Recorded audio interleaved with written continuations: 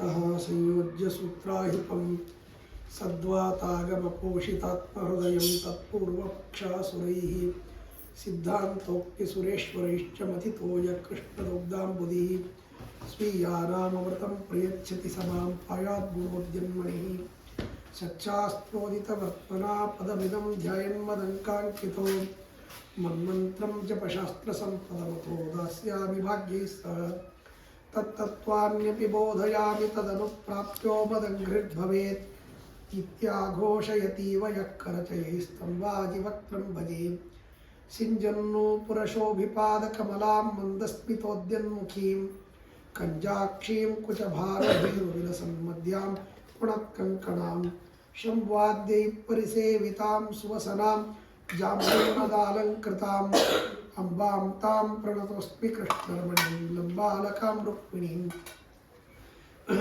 धर्मविज्ञानवैराग्यपरमैश्वर्यशालिनः आनन्दतीर्थभगवत्पादान् वन्दे निरन्तरं ताटङ्कद्वयशोभिकरणयुगलं भ्राजद्दयावीक्षणं पूर्णेन्दुद्युतिविद्रुमाधररुचा व्याविश्रमं दस्मितम् ईषत्कुञ्चितकुन्तलं सतिलकं नासोल्लसम्मौक्तिकं भूयात्कूर्मसदृक्षगण्डयुगलं वाणीमुखं श्रेयसे नमोऽस्तु तात्विका देवाः विष्णुभक्तिपरायणाः धर्ममार्गे प्रेरयन्तो भवन्तः सर्व एव हि यस्य वाक्कामधेनुर्नः कामितार्थान् प्रयच्छति सेवेतं जययोगीन्द्रं कामबाणच्छिदं सदा नौमिन्यायसुधादिकृज्जय मुनीं श्रीपादरात्सन्मणीन् व्यासार्यान् विविधागमब्धिविहरान् श्रीवादिराजानपि वन्देऽहं सवरां प्रभुत्तमगुरून् वैदग्ध्यवारां निधिं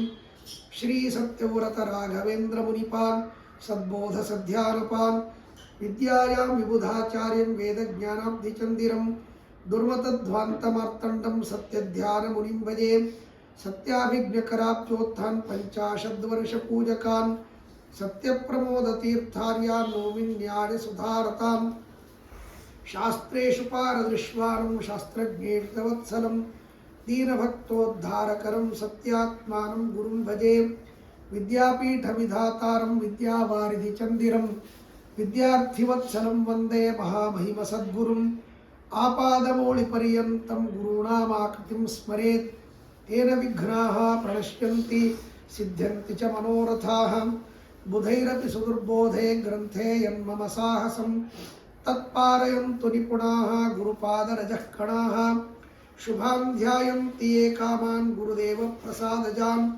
इतरानात्मपापोत्थान् तेषां विद्या फलिष्यति लौकिकालौकिकफललक्षणामृतदोहिनीं गुरुवनुग्रहरूपां तां कामधेनुमुपास्महे यस्य देवे परा भक्तिर्यथा देवे तथा गुरौ तस्तीते कथिताह्यर्थाः प्रकाशन्ते महात्मनः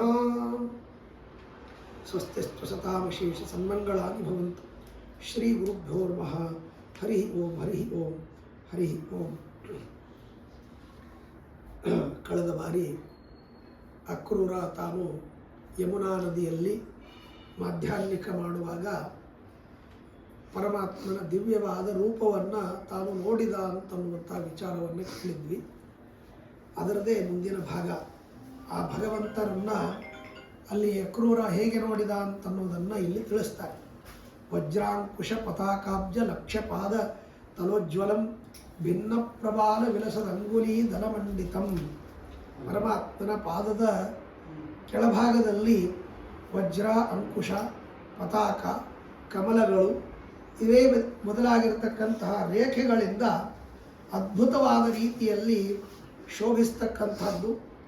ಹಾಗೆ ಆ ಪಾದಗಳಲ್ಲಿ ಬೆರಳುಗಳು ದಿವ್ಯವಾಗಿರತಕ್ಕಂತಹ ಕೆಂಪು ಬಣ್ಣದ್ದಾದ್ದರಿಂದಾಗಿ ಆ ಉಗುರುಗಳು ಹವಳದ ಒಂದು ತುಂಡುಗಳನ್ನು ಪರಮಾತ್ಮನ ಪಾದಗಳಿಗೆ ಜೋಡಿಸಿದ್ದಾರೋ ಏನೋ ಅನ್ನುವಂತೆ ಅದ್ಭುತವಾದ ರೀತಿಯಲ್ಲಿ ಕಾಣಿಸ್ತಾ ಇತ್ತಂತೆ. ಆಮೇಲೆ ಪುಷ್ಕಲೆಂದು ಸಮಶ್ರೀಮನ್ ನಿಷ್ಕಲಂಕ ನಖಾವಲಿಂ ಉತ್ತುಂಗ ರತ್ನಖಚಿತ ನೂತ್ನ ನೂಪುರ ಶೋಭಿತಂ. ಪರಮಾತ್ಮನ ಪಾದಗಳ ಬೆರಳುಗಳಲ್ಲಿ ಆ ಉಗುರುಗಳು ಅತ್ಯಂತ ಪೂರ್ಣ ಚಂದ್ರನಂತೆ ಭಾರೀ ಕಾಂತಿಯುಕ್ತವಾಗಿರ್ತಕ್ಕಂಥ ರೀತಿಯಲ್ಲಿ ಕಾಲುಗಳು, ಬೆರಳುಗಳು ಕಾಲ್ಗೆಜ್ಜೆ ಸುಂದರವಾಗಿರ್ತಕ್ಕಂಥ ರೀತಿಯಲ್ಲಿ ಪರಮಾತ್ಮನ ಪಾದಗಳು. ಆಮೇಲೆ ಲಕ್ಷ್ಮೀ ಕರಾಬ್ಜ ಸಂಸಕ್ತ ವೃತ್ತಜಂಘಂ ವೃಷಾಕಪಿಂ ರತ್ನದರ್ಪಣ ಸಂಕಾಶ ಶಾಸ್ತ ಜಾನುದ್ವಯಂ ವಿಭುಂ. ಪರಮಾತ್ಮನ ಎರಡು ಜಂಘಗಳನ್ನು ಮತ್ತು ಲಕ್ಷ್ಮೀದೇವಿ ತನ್ನ ಕೈ ಎನ್ನುವಂತಹ ಕಮಲಗಳಿಂದ ತಾನು ಒತ್ತುತ್ತಾ ಇರತಕ್ಕಂಥವಳಾಗಿದ್ದಾಳೆ. ಪರಮಾತ್ಮನ ಮೊಣಕಾಲುಗಳು ದಿವ್ಯವಾಗಿರ್ತಕ್ಕಂಥ ರತ್ನದ ಕನ್ನಡಿಯಂತೆ ಇರತಕ್ಕಂಥದ್ದು.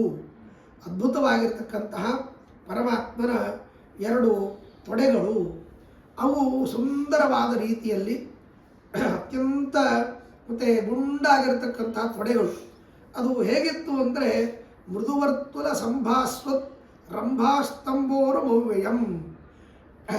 ಬಾಳೆ ಗಿಡದ ಕಾಂಡ ಹೇಗಿರಬೇಕೋ ಹಾಗೆ ಗುಂಡಾಗಿರ್ತಕ್ಕಂತಹ ಅತ್ಯಂತ ಶೋಭಿಸುವಂಥ ತೊಡೆಗಳು. ಅದರ ಮೇಲೆ ಕರಿಪೋತ ಲಸತ್ಕುಂಭ ಸಮರಮ್ಯ ಕಟಿದ್ವಯಂ. ಆಮೇಲೆ ಆ ಪರಮಾತ್ಮನ ದಿವ್ಯವಾಗಿರ್ತಕ್ಕಂಥ ತೊಡೆಗಳು, ಅದರ ಮೇಲೆ ಪರಮಾತ್ಮನ ದಿವ್ಯವಾಗಿರ್ತಕ್ಕಂಥ ನಡುಭಾಗ, ಕುಂಭಸ್ಥಳಗಳಿದ್ದಂತೆ ಸುಂದರವಾಗಿರ್ತಕ್ಕಂಥ ರೀತಿಯಲ್ಲಿ ಪರಮಾತ್ಮನ ಎರಡು ಮತ್ತು ವಕ್ಷಸ್ಥಳದಲ್ಲಿರ್ತಕ್ಕಂತಹ ಇವುಗಳನ್ನು ಹೇಳುತ್ತಾರೆ. ಆಮೇಲೆ ಪರಮಾತ್ಮ ಅದರ ಮೇಲೆ ಆ ತೊಡೆಗಳ ಮೇಲೆ ದಿವ್ಯವಾಗಿರತಕ್ಕಂತಹ ಮತ್ತು ಕೌಶೇಯ ವಸನ ಅಂದರೆ ರೇಷ್ಮೆ ವಸ್ತ್ರವನ್ನು, ಹಳದಿ ಬಣ್ಣದ ರೇಷ್ಮೆ ವಸ್ತ್ರವನ್ನು ಪರಮಾತ್ಮ ಉಟ್ಕೊಂಡಿದ್ದಾನಂತೆ. ಅದು ಅನೇಕ ವಿಧವಾಗಿರತಕ್ಕಂತಹ ಬಂಗಾರದ ಜರೆಗಳಿಂದ ಯುಕ್ತವಾಗಿರತಕ್ಕಂತಹ ಆ ಮಡಿ ಅಂತ ಹೇಳ್ತಾರೆ. ಅದ್ಭುತವಾಗಿರ್ತಕ್ಕಂಥದ್ದು. ಆಮೇಲೆ ಪರಮಾತ್ಮನ ಹೊಟ್ಟೆ, ಆ ಉದರ ಅನೇಕ ಜಗತ್ತನ್ನು ಧಾರಣ ಮಾಡಿರ್ತಕ್ಕಂಥದ್ದು, ಅಂಥ ಅದ್ಭುತವಾಗಿರ್ತಕ್ಕಂಥದ್ದು. ಅದರಲ್ಲಿ 3 ಗೆರೆಗಳು ಇದೆ. ಹೊಟ್ಟೆಯ ಮೇಲೆ 3 ಗೆರೆ ಬಂದರೆ ಒಳ್ಳೆ ಲಕ್ಷಣ ಅಂತ ಹೇಳ್ತಾರೆ. ಹಾಗೆ ಪರಮಾತ್ಮನಿಗೆ ಆ ವಿಧವಾಗಿರ್ತಕ್ಕಂಥದ್ದು. ಆಮೇಲೆ ವಿರಿಂಚಿ ಭೃಂಗ ಶೋಭಾಗ್ಯ ಸ್ಫುರನ್ನಾಭಿ ಸರೋವರ. ಆ ಪರಮಾತ್ಮನ ನಾಭಿ ಅದು ಆ ಬ್ರಹ್ಮದೇವರ ಉತ್ಪತ್ತಿಗೆ ಕಾರಣವಾಗಿರತಕ್ಕಂಥ ಕಮಲದ ಒಂದು ಆಧಾರವಾಗಿರತಕ್ಕಂಥ ನಾಭಿ ಅಂತ ಹೇಳ್ತಾರೆ. ಹೀಗೆ ಅದ್ಭುತವಾಗಿರ್ತಕ್ಕಂಥದ್ದು. ಆಮೇಲೆ ವಲಿ ಪಲ್ಲವ ಸತ್ಕಾಂತ್ಯ ಜ್ವಲಿತೋದರ ಬಂಧನಂ ಕೃಷಮಧ್ಯ ವಿಶಾಲೋರ ಸ್ಥಳಚರ್ಚಿತ ಚಂದನಂ. ಆಮೇಲೆ ಪರಮಾತ್ಮನ ಮತ್ತು ಹೊಟ್ಟೆಯ ಮೇಲೆ ಇರತಕ್ಕಂಥ ಎದೆ ಅನೇಕ ಆಭರಣಗಳನ್ನು ಹಾಕ್ಕೊಂಡಿರ್ತಕ್ಕಂಥದ್ದು, ವಿಶಾಲವಾದ ಎದೆ. ಆಮೇಲೆ ಅಲ್ಲಿ ಅನೇಕ ವಿಧವಾದ ಗಂಧಗಳನ್ನು ಪರಮಾತ್ಮ ಧಾರಣ ಮಾಡಿದ್ದಾನಂತೆ, ದಿವ್ಯವಾಗಿರ್ತಕ್ಕಂಥದ್ದು. ಆದರೆ ಅದು ಹೇಗಿದೆ ಅಂದರೆ ಭಾಳ ಸೊಗಸಾಗಿ ಶ್ರೀಮದಾಚಾರ್ಯರು ದ್ವಾದಶ ಸ್ತೋತ್ರದಲ್ಲಿ ಹೇಳ್ತಾರೆ. ಪರಮಾತ್ಮನ ಪ್ರತಿಯೊಂದು ಅವಯವಗಳು ಅನಂತವಾಗಿ ಅವುಗಳಿಗೆ ಅಂತವೇ ಇಲ್ಲ. ಆದರೂ ಪರಮಾತ್ಮನ ವಕ್ಷಸ್ಥಳ ಇದು ಭುಜಯೋರಂತರಂಗತಂ ಅನಂತಂ ಅಂತವದಿವ. ನೋಡಲಿಕ್ಕೆ ಅಂತ ಇದ್ದಂತೆ ಕಾಣಿಸ್ತದೆ. ಯಾಕೆಂದರೆ ಭುಜಗಳ ಮಧ್ಯದಲ್ಲಿ ಆ ಎದೆ ಬರಬೇಕು. ಆ ಎದೆ ಭುಜಗಳ ಮಧ್ಯದಲ್ಲಿ ಬರಬೇಕು ಅಂದರೆ ಅಂತ ಇರಬೇಕು. ಅಂತ ಇದ್ದರೆ ಪಕ್ಕದಲ್ಲಿ ಭುಜಗಳು ಬರಲಿಕ್ಕೆ ಸಾಧ್ಯ, ಇಲ್ಲದಿದ್ದರೆ ಹೇಗೆ ಬರಲಿಕ್ಕೆ ಸಾಧ್ಯ? ಅದಕ್ಕಾಗಿ ಖರೆ ಅಂದರೆ ಆ ಹೃದಯಕ್ಕೆ ಅಂತವೇ ಇಲ್ಲ. ಆದರೂ ಅಂತ ಇದ್ದಂತೆ ಆ ಭುಜಗಳ ಮಧ್ಯದಲ್ಲಿ ಅದು ವಕ್ಷಸ್ಥಲ ಪರಮಾತ್ಮನದು ಕಾಣಿಸ್ತಕ್ಕಂಥದ್ದು ಅಂತ. ಅಲ್ಲಿ ಲಕ್ಷ್ಮೀದೇವಿ ತಾನು ಆಲಿಂಗನ ಮಾಡಿಕೊಂಡಿದ್ದಾಳಂತೆ. ದಿವ್ಯವಾಗಿರ್ತಕ್ಕಂತಹ ಪರಮಾತ್ಮನ ತೊಡೆಯ ಮೇಲೆ ಕೂತ್ಕೊಂಡು ಒಂದು ರೀತಿಯಲ್ಲಿ ದಿವ್ಯವಾದ ರೀತಿಯಲ್ಲಿ ಪರಮಾತ್ಮನ ಆಲಿಂಗನವನ್ನು ಮಾಡಿಕೊಂಡಿದ್ದಾಳಂತೆ. ಹೀಗೆ ಶ್ರೀವತ್ಸ ವಕ್ಷಸಂ ಶ್ರೀಮತ್ ವರಮಾಲಾ ವಿಭೂಷಿತಂ ಸ್ಫುರದಿಂದು ಸಮಾಮಂದ ವರಕೌಸ್ತುಭ ಮಂಡನಂ. ಆ ಪರಮಾತ್ಮನ ವಕ್ಷಸ್ಥಳದಲ್ಲಿ ಶ್ರೀವತ್ಸ ವಕ್ಷ ಅಂದರೆ ಲಕ್ಷ್ಮೀದೇವಿಯ ವಾಸ ಮಾಡತಕ್ಕಂತಹ ಸ್ಥಾನ ಅಂತ ಹೇಳ್ತಾರೆ. ಅದು ಭೃಗು ಋಷಿಗಳು ತಮ್ಮ ಪಾದದಿಂದ ಏನು ಒದ್ರೋ ಅದನ್ನು ಪರಮಾತ್ಮ ಅಳಿಸಿಕೊಳ್ಳಿಲ್ಲ. ಯಾಕೆಂದರೆ ನಾವು ಸಣ್ಣ ಹುಡುಗರಿದ್ದಾಗ ವಿದ್ಯಾಪೀಠದಲ್ಲಿ ಒಂದು ಪೇಪರಲ್ಲಿ ಒಂದು ಸುದ್ದಿ ಬಂದಿತ್ತು. ಏನು ಅಂದರೆ ಡಾಕ್ಟರ್ ರಾಜ್ಕುಮಾರ್ ಯಾರಿಗೋ ಒಬ್ಬನಿಗೆ ಶೇಕ್ ಹ್ಯಾಂಡ್ ಮಾಡಿದ್ದಂತೆ. ಶೇಕ್ ಹ್ಯಾಂಡ್ ಮಾಡಿದ್ದಕ್ಕಾಗಿ ಅವನು 6 ತಿಂಗಳು ಕೈ ತೊಳ್ಕೊಂಡಿದ್ದಿಲ್ಲ. ಅಂದರೆ ತಾತ್ಪರ್ಯ ಅಂಥದ್ದು ಇವರು ಯಾರೋ ಮಾಡ್ತಾರೆ. ಆದರೆ ದೇವರು ಭೃಗು ಋಷಿಗಳು ಒದ್ದ ಚಿಹ್ನೆ ಹಾಗೇ ಇರಬೇಕು ಅಂತ ಅದನ್ನು ಹಾಗೇ ಇಟ್ಕೊಂಡಿದ್ದಾರೆ. ಹೀಗಾಗಿ ಆ ಸ್ಥಳದಲ್ಲಿ ಭಾರ್ಗವಿ ಲಕ್ಷ್ಮೀದೇವಿ ಭೃಗು ಋಷಿಗಳ ಮಗಳು. ಹಾಗಾಗಿ ನಿಮ್ಮ ಅಪ್ಪನ ಪಾದದಡಿಯಲ್ಲಿ ನೀನು ಇರಬೇಕು ಅಂತ ಅನ್ನೋದಕ್ಕಾಗಿ ಲಕ್ಷ್ಮೀದೇವಿಗೆ ಆ ಸ್ಥಳವನ್ನು ಅವಳಿಗೆ ಕೊಟ್ಟಿದ್ದಾನೆ ಅಂತನ್ನುವಂಥ ರೀತಿಯಲ್ಲಿ ಹೇಳ್ತಾರೆ. ಹೀಗಾಗಿ ಆ ಲಕ್ಷ್ಮೀದೇವಿ ವಾಸ ಮಾಡತಕ್ಕಂಥ ಸ್ಥಳ. ಆಮೇಲೆ ಸಮುದ್ರ ಮಥನ ಕಾಲದಲ್ಲಿ ಕೌಸ್ತುಭ ಮಣಿ ಬಂತು. ಅದು ಬ್ರಹ್ಮದೇವರಿಂದ ಅಭಿಮನ್ಯಮಾನವಾಗಿರತಕ್ಕಂಥದ್ದು. ಅದನ್ನು ತೆಗೆದು ಪರಮಾತ್ಮನಿಗೆ ಕೊಟ್ಟರಂತೆ. ಪರಮಾತ್ಮ ಅದನ್ನು ತನ್ನ ಕೊರಳಲ್ಲಿ ಹಾಕಿಕೊಂಡ. ಯಾಕೆಂದರೆ ನನ್ನ ಮಗ ನನಗೆ ಈ ದಿವ್ಯವಾಗಿರ್ತಕ್ಕಂಥ ಒಂದು ಉಡುಗೊರೆಯನ್ನು ಕೊಟ್ಟಿದ್ದಾನೆ ಅಂತನ್ನುವಂಥ ಕಾರಣದಿಂದ ಅದನ್ನು ತನ್ನ ಕೊರಳಲ್ಲಿ ಪರಮಾತ್ಮ ಹಾಕ್ಕೊಂಡಿದ್ದಾನೆ. ಹಾಗಾಗಿ ಹೃದಯದಲ್ಲಿ ಶ್ರೀವತ್ಸವಕ್ಷ ಹಾಗೂ ಕೌಸ್ತುಭ ಈ ಮಣಿಗಳನ್ನು ಪರಮಾತ್ಮ ಧಾರಣ ಮಾಡಿರ್ತಕ್ಕಂಥದ್ದು. ವಿಲಸದ್ರತ್ನ ಕಟಕ ಕಂಕಣೈ ರಂಗುಲೀಯಕೈ ಶಂಖಚಕ್ರ ಗದಾಪದ್ಮೈ ಅಂಕಿತ ಶ್ರೀ ಕರಾಂಬುಜಂ. ಆಮೇಲೆ ಪರಮಾತ್ಮನ ಕೈಗಳು ಕಂಕಣಗಳಲ್ಲಿ ಮತ್ತೇನಪ್ಪ ಅಂದರೆ ದಿವ್ಯವಾಗಿರತಕ್ಕಂಥ ಇವುಗಳನ್ನು ಕಟ್ಕೊಂಡಿದ್ದಾನಂತೆ. ಆಮೇಲೆ ಕೈಗಳಲ್ಲಿ ಉಂಗುರಗಳು, ದಿವ್ಯವಾಗಿರತಕ್ಕಂತಹ ಕೈಗಳಲ್ಲಿ ಶಂಖಚಕ್ರ ಗದಾ ಪದ್ಮಗಳಿಂದ ಅಂಕಿತವಾಗಿರತಕ್ಕಂತಹ ಕೈಗಳು.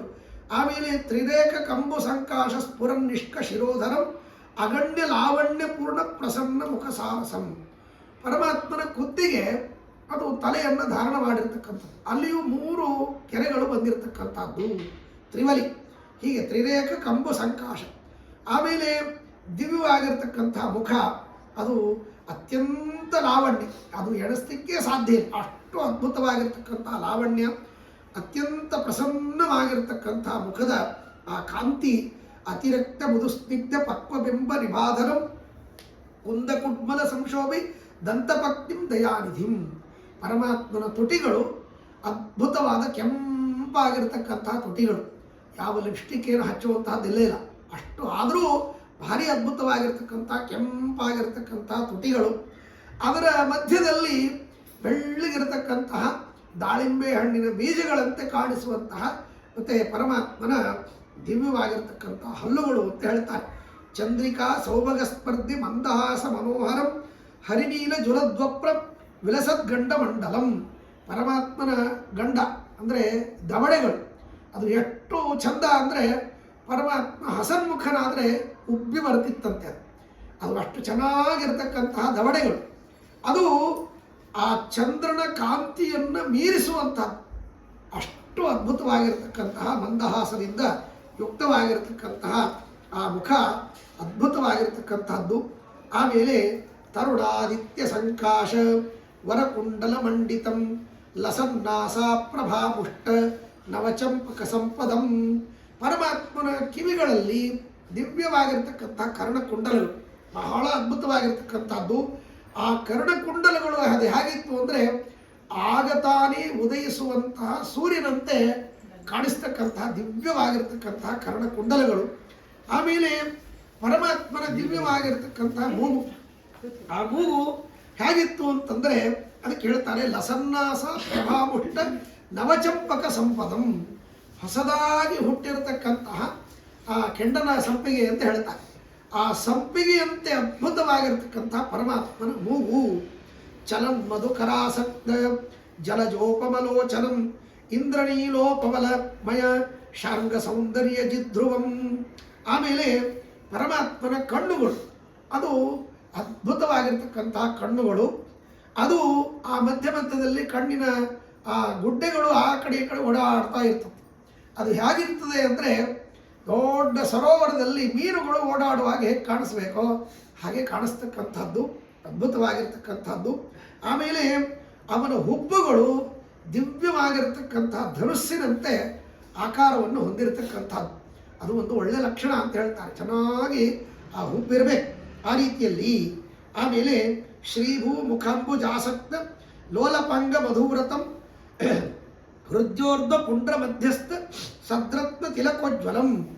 ಆಮೇಲೆ ಪರಮಾತ್ಮನ ಎಡಬಲದಲ್ಲಿ ಶ್ರೀಭೂದೇವಿಯರು, ಅವರು ಪರಮಾತ್ಮನ ಮುಖವನ್ನು ಚುಂಬಿಸುವಂತೆ ಅತ್ಯಂತ ಹತ್ತಿರದಲ್ಲಿ ಅವರ ಮುಖಕಮಲಗಳನ್ನು ತಂದು ಆ ದುಂಬಿಯಂತೆ, ದುಂಬಿ ಹೇಗೆ ಕಮಲವನ್ನು ಮತ್ತೆ ಆರಿಸ್ತಾ ಓಡಾಡಬೇಕೋ ಹಾಗೆ ಆ ಪರಮಾತ್ಮನ ಮುಖ ಎನ್ನುವಂತಹ ಕಮಲವನ್ನು ಚುಂಬಿಸುವುದಕ್ಕಾಗಿ ಬರುವಂತಹ ದುಂಬಿಗಳಂತೆ ಆ ಶ್ರೀಭೂ ದೇವಿಯರ ಮುಖ ಅಲ್ಲಿ ಬಂದಿತ್ತು ಅಂತನ್ನುವಂಥ ಮಾತನ್ನು ಹೇಳ್ತಾರೆ. ಊರ್ಧ್ವವಾಗಿರ್ತಕ್ಕಂಥ ಪುಂಡ್ರ, ದಿವ್ಯವಾಗಿರ್ತಕ್ಕಂಥ ತಿಲಕ, ಅದ್ಭುತವಾಗಿರ್ತಕ್ಕಂಥ ಕೂದಲುಗಳು. ಪರಮಾತ್ಮನ ಕೂದಲುಗಳು ಗುಂಗುರು ಗುಂಗುರು ಇರ್ತಾವಂತೆ. ಬಹಳ ಸುಂದರವಾಗಿರ್ತಕ್ಕಂಥದ್ದು. ಅದು ಹೀಗೆ ಇಳಿಬಿದ್ದಾಗ ಕೆಲವರು ನೋಡ್ತಿರ್ತೀವಿ, ಮೇಲಿಂದ ಮೇಲೆ ಹೀಗೆ ಸರಿ ಮಾಡ್ಕೊಳ್ತಾ ಇರ್ತಾರೆ, ಆದರೆ ಅದು ಎಷ್ಟಿದ್ರು ಮತ್ತೆ ಮತ್ತೆ ಬೆಳೆತಿರ್ತಾರೆ. ಹಾಗೆ ಪರಮಾತ್ಮನ ದಿವ್ಯವಾದ ಕೂದಲುಗಳು, ದಿವ್ಯವಾಗಿರ್ತಕ್ಕಂತಹ ಹಾರ ಕೇಯೂರಗಳನ್ನು ಧರಿಸಿಕೊಂಡಿರತಕ್ಕಂತಹ ಕಂದರ್ಪ ಕೋಟಿ ಲಾವಣ್ಯ ಮಂದಿರಾಕಾರ ಅಚ್ಯುತಂ, ಕೋಟಿ ಕೋಟಿ ಕಾಮದೇವರ ಸೌಂದರ್ಯವನ್ನು ಹೊಂದಿರತಕ್ಕಂತಹ ಅದ್ಭುತವಾದ ರೂಪ. ಒಳ್ಳೆ ಬಂಗಾರದ ಮಂಟಪದ ಮಧ್ಯದಲ್ಲಿ ಪರಮಾತ್ಮ ಕಮಲಾಮಲವಿಷ್ಟರಂ, ಕಮಲ ಅದರ ಮಧ್ಯದಲ್ಲಿರ್ತಕ್ಕಂತಹ ಸ್ಥಳ, ಆ ಅಗಲವಾದ ಸ್ಥಳ ಇರುತ್ತೆ, ಅದರ ಮಧ್ಯದಲ್ಲಿ ಪರಮಾತ್ಮ ತಾನು ಆ ಲಕ್ಷ್ಮೀ ಸಮೇತನಾಗಿ ಕುಳಿತುಕೊಂಡಿದ್ದಾನಂತೆ. ಸುತ್ತಮುತ್ತಲೂ ಬ್ರಹ್ಮದೇವರು ಮೊದಲಾಗಿರ್ತಕ್ಕಂತಹ ಎಲ್ಲ ದೇವತೆಗಳು, ವಸಿಷ್ಠನೇ ಮೊದಲಾಗಿರ್ತಕ್ಕಂತಹ ಋಷಿ ಮುನಿಗಳು ಆ ಪರಮಾತ್ಮನನ್ನು ದಿವ್ಯವಾದ ವೇದ ಮಂತ್ರಗಳಿಂದ ಸ್ತೋತ್ರ ಮಾಡ್ತಾ ಇದ್ದಾರಂತೆ. ಆ ಪರಮಾತ್ಮ ಸ್ತೋತ್ರ ಮಾಡುವಂತಹ ವ್ಯಕ್ತಿಗಳನ್ನು ತನ್ನ ಕುಡಿನೋಟದಿಂದ ಅವರ ಪಾಪಗಳನ್ನು ಕಳಿತಾನಂತೆ. ಏನು ಅದ್ಭುತ! ಹಾಗಾಗಿ ಶ್ರೀಮದಾಚಾರ್ಯರು ಒಂದು ಮಾತನ್ನು ಹೇಳ್ತಾರೆ, ಪರಮಾತ್ಮನ ಭ್ರೂ ವಿಜುಂಭ ಅಂತ, ಅಂದರೆ ಹುಬ್ಬು ಹಾರಿಸೋದು ಅಂತ. ಹಾಗೆ ನೋಡಿದರೆ ಅದು ಏನು ಅಂದರೆ ಪಾರಮೇಷ್ಠ ದಿಷ್ಟ್ಯಂ, ತದ್ಭ್ರೂ ವಿಜೃಂಭ ಪರಮೇಷ್ಠ ದಿಷ್ಟ್ಯಂ, ಭಾಗವತದಲ್ಲಿ ಬರತಕ್ಕಂಥ ಮಾತು. ಶುಕಾಚಾರ್ಯರು ಪರೀಕ್ಷಿತರಾಜನಿಗೆ ಹೇಳುವಾಗ ಈ ಮಾತನ್ನು ಹೇಳ್ತಾರೆ, ಪರಮಾತ್ಮನ ಭ್ರೂ ವಿಜೃಂಭ ಭಾರಿ ಆಯಿತು ಅಂತ ಹಿಂಗೆ ಹುಬ್ಬು ಮಾಡಿದ ಅಂದರೆ ಅವನಿಗೆ ಬ್ರಹ್ಮ ಪದವಿ ಸಿಕ್ತು ಅಂತ ಅರ್ಥ. ಅಂದರೆ ಆ ಭ್ರೂ ವಿಜೃಂಭಕ್ಕೆ ಅಷ್ಟು ಮಹತ್ವ ಇದೆ.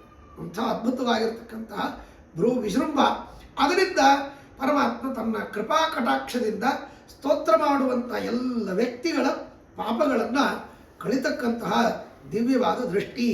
ವಿಶ್ವಸ್ಥೇಮಲಯೋತ್ಪತ್ತಿ ಮುಕ್ತ್ಯಾದೇರ್ ಮುಖ್ಯ ಕಾರಣಂ ಅಚ್ಚಶೇಷ ಫಣಾರತ್ನ ಛತ್ರ ಶೋಭಿತಮೈಕ್ಷತ.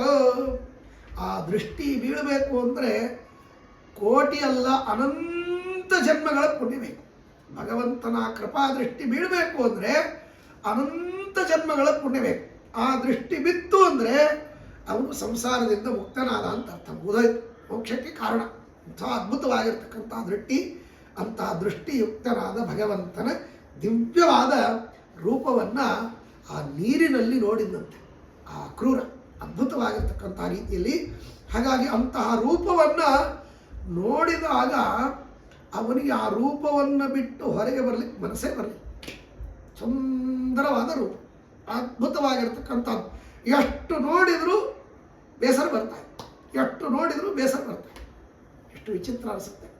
ನಾವು ಏನಾದರೂ ಸೇವೆ ಮಾಡಿಸಿ ತಿರುಪತಿ ತಿಮ್ಮಪ್ಪನ ಮುಂದೆ ಹೋಗಿ ಒಂದು 40 ನಿಮಿಷ ಕೂಡುವಂಥ ಪ್ರಸಂಗ ಬಂದರೆ ನಾವೇನು ಮಾಡ್ತೀವಿ ಹೇಳಿ, ಒಂದು 5 ನಿಮಿಷ 10 ನಿಮಿಷ ಭಕ್ತಿಯಿಂದ ದೇವರು ನೋಡ್ತೀವಿ, ಆಮೇಲೆ ಬೇಜಾರು ಬಂದ್ಬಿಡುತ್ತೆ.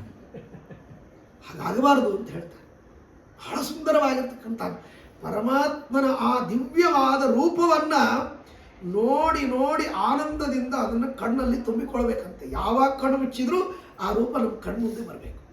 ಹಾಗಾದ್ರೆ ವಾದಿರಾಜು ಸಾಕ್ಷಾತ್ ದರ್ಶನ ಪಡೆದಂಗಿದೆಯಲ್ಲ, ಅವರು ಎಕ್ಸ್ಪ್ಲೈನ್ ಮಾಡಿದ್ರು. ಅಂದರೆ ಅವರಿಗೆ ಅಪರೋಕ್ಷ ಜ್ಞಾನ ಆದ್ದರಿಂದಾಗಿ ದೇವರ ಸುಂದರವಾದ ರೂಪವನ್ನು ವರ್ಣನೆ ಮಾಡುವಂತಹದ್ದು ಅದು ಕಂಡ ವ್ಯಕ್ತಿಗಳಿಗೇನು ವರ್ಣನೆ ಮಾಡ್ತಾರೆ, ಅದು ಬೇರೆಯವರಿಗೆ ಬರುವುದಿಲ್ಲ. ಹಾಗಾಗಿ ಇದನ್ನು ಹೇಳ್ತಾರಲ್ಲ, ಈ ಮುದ್ದು ಕೃಷ್ಣನ ಕ್ಷಣದ ಸುಖವೇ ಸಾಕು, ಅದರೊಳಗೆ ಎಷ್ಟು ಚೆಂದಾಗಿ ಪರಮಾತ್ಮನ ರೂಪಗಳನ್ನು ವರ್ಣನೆ ಮಾಡ್ತಾರೆ. ಹಾಗಾಗಿ ಅಷ್ಟು ಅದ್ಭುತವಾಗಿರ್ತಕ್ಕಂಥ ಆ ರೀತಿಯಲ್ಲಿ ಅಕ್ರೂರ ನೋಡ್ತಾ ಇದ್ರೆ ನೀರಿನಿಂದ ಮೇಲ್ ಬರಲಿಕ್ಕೆ ಅವನಿಗೆ ಮನಸ್ಸು ಬರಲಿಲ್ಲ. ಅಷ್ಟು ಅದ್ಭುತವಾದ ರೂಪವನ್ನು ತಾನು ನೋಡಿದ. ಮುಕ್ತೋಪಿ ನೈಮೋಚ್ಛತಿ ಕೃಷ್ಣ ಸೇವಾ, ಮುಕ್ತನಾದ ವ್ಯಕ್ತಿಯೂ ಕೂಡ ನನಗೆ ಇನ್ನೇನು ಮುಕ್ತಿ ಸಿಕ್ಕ ಹೋಗಿಬಿಟ್ಟಿದೆ, ಕೃತಕೃತ್ಯನ, ಇನ್ನೇನು ಮಾಡೋದಿದೆ ಅಂತ ಹೇಳಿ ಅವನು ಸುಮ್ಮನೆ ಕೂಡೋದಿಲ್ಲ. ಆ ದೇವರ ರೂಪವನ್ನು ನೋಡಿ ನೋಡಿ ಆನಂದ ಪಡ್ತಾನೆ. ಅವನಿಗೆ ಕಣ್ಣನ್ನು ಪಕ್ಕಕ್ಕೆ ಸರಿಸ್ಲಿಕ್ಕೆ ಆಗೋದಿಲ್ಲ. ಮುಕ್ತರಿಗೆ ಹೀಗಾಗ್ತದೆ ಅಂದರೆ ಮತ್ತೆ ಈ ಸಾಮಾನ್ಯ ವ್ಯಕ್ತಿಗಳಿಗೆ ಇನ್ನೇನು. ಹಾಗಾಗಿ ಅಂಥ ಅದ್ಭುತವಾಗಿರ್ತಕ್ಕಂತಹ ಆ ರೂಪವನ್ನು ನೋಡಿದ. ಎಷ್ಟು ಅದ್ಭುತ! ಇಂತಹ ಯಮುನಾ ನದಿಯಲ್ಲಿ ಸ್ನಾನ ಮಾಡಿದ ಆ ಅಕ್ರೂರನಿಗೆ ಪರಮಾತ್ಮನ ದರ್ಶನ ಮಾಡಿಸಿತು ಯಮುನಾ ನದಿ. ಅಂದಮೇಲೆ ಯಮುನೆಯ ಸಂಘ ಎಷ್ಟು ಅದ್ಭುತ, ಎಷ್ಟು ಪಾವನ ಅಂತ ಹೇಳ್ತಾರೆ. ಯಮುನಾ ಸಾ ವಿಜಯತೆ ಯಮಿನಾಂ ಪರಮಾಪ್ರಿಯ.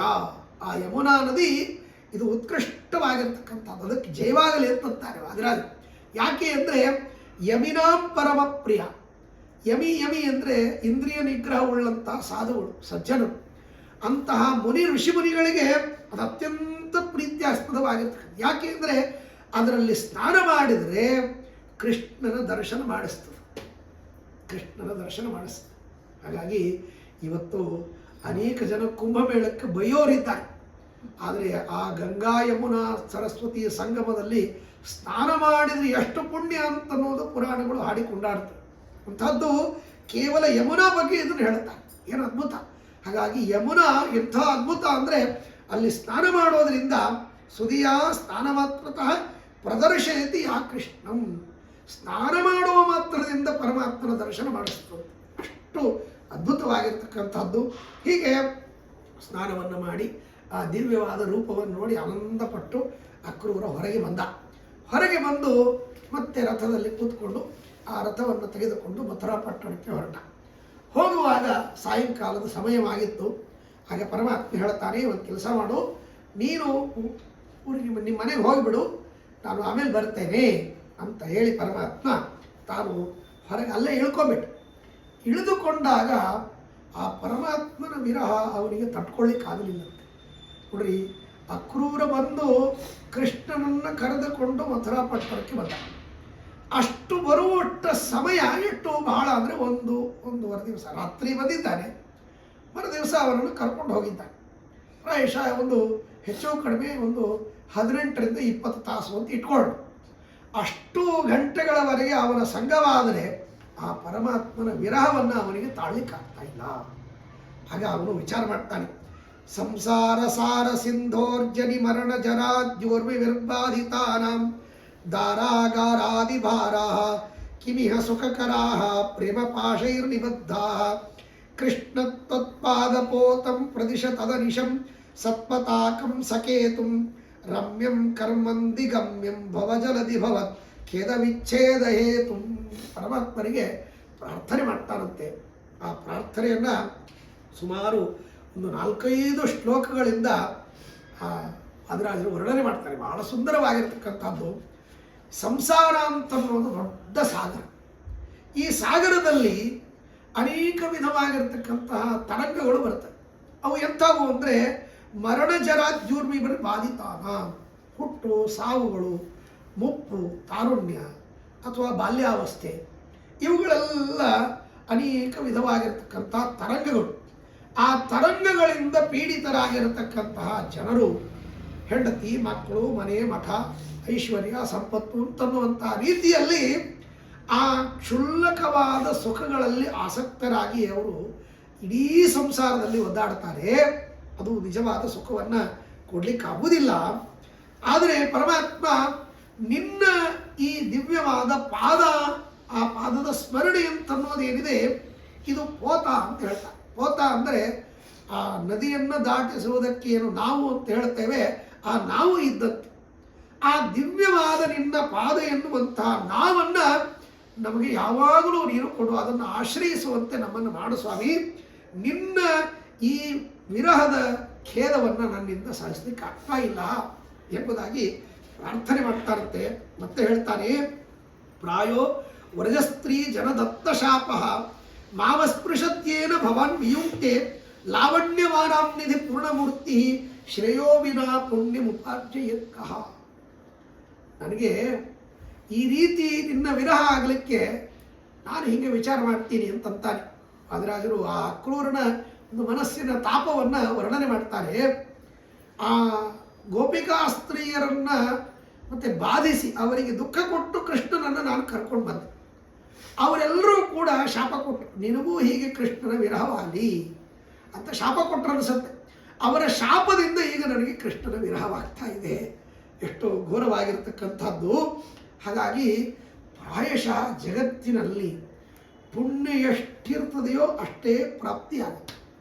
ಪುಣ್ಯ ಎಷ್ಟಿರ್ತದೋ ಅಷ್ಟೇ ಪ್ರಾಪ್ತಿ ಆಗುತ್ತೆ. ಹೆಚ್ಚಿನ ಸುಖ ದುಃಖಗಳು ನಮಗೆ ಸಿಗುವುದಿಲ್ಲ. ಪಾಪ ಎಷ್ಟಿರ್ತದೋ ಅಷ್ಟೇ ದುಃಖ ಬರುತ್ತೆ, ಅದಕ್ಕಿಂತ ಹೆಚ್ಚಿಗೆ ನಮಗೆ ಬರುವುದಿಲ್ಲ.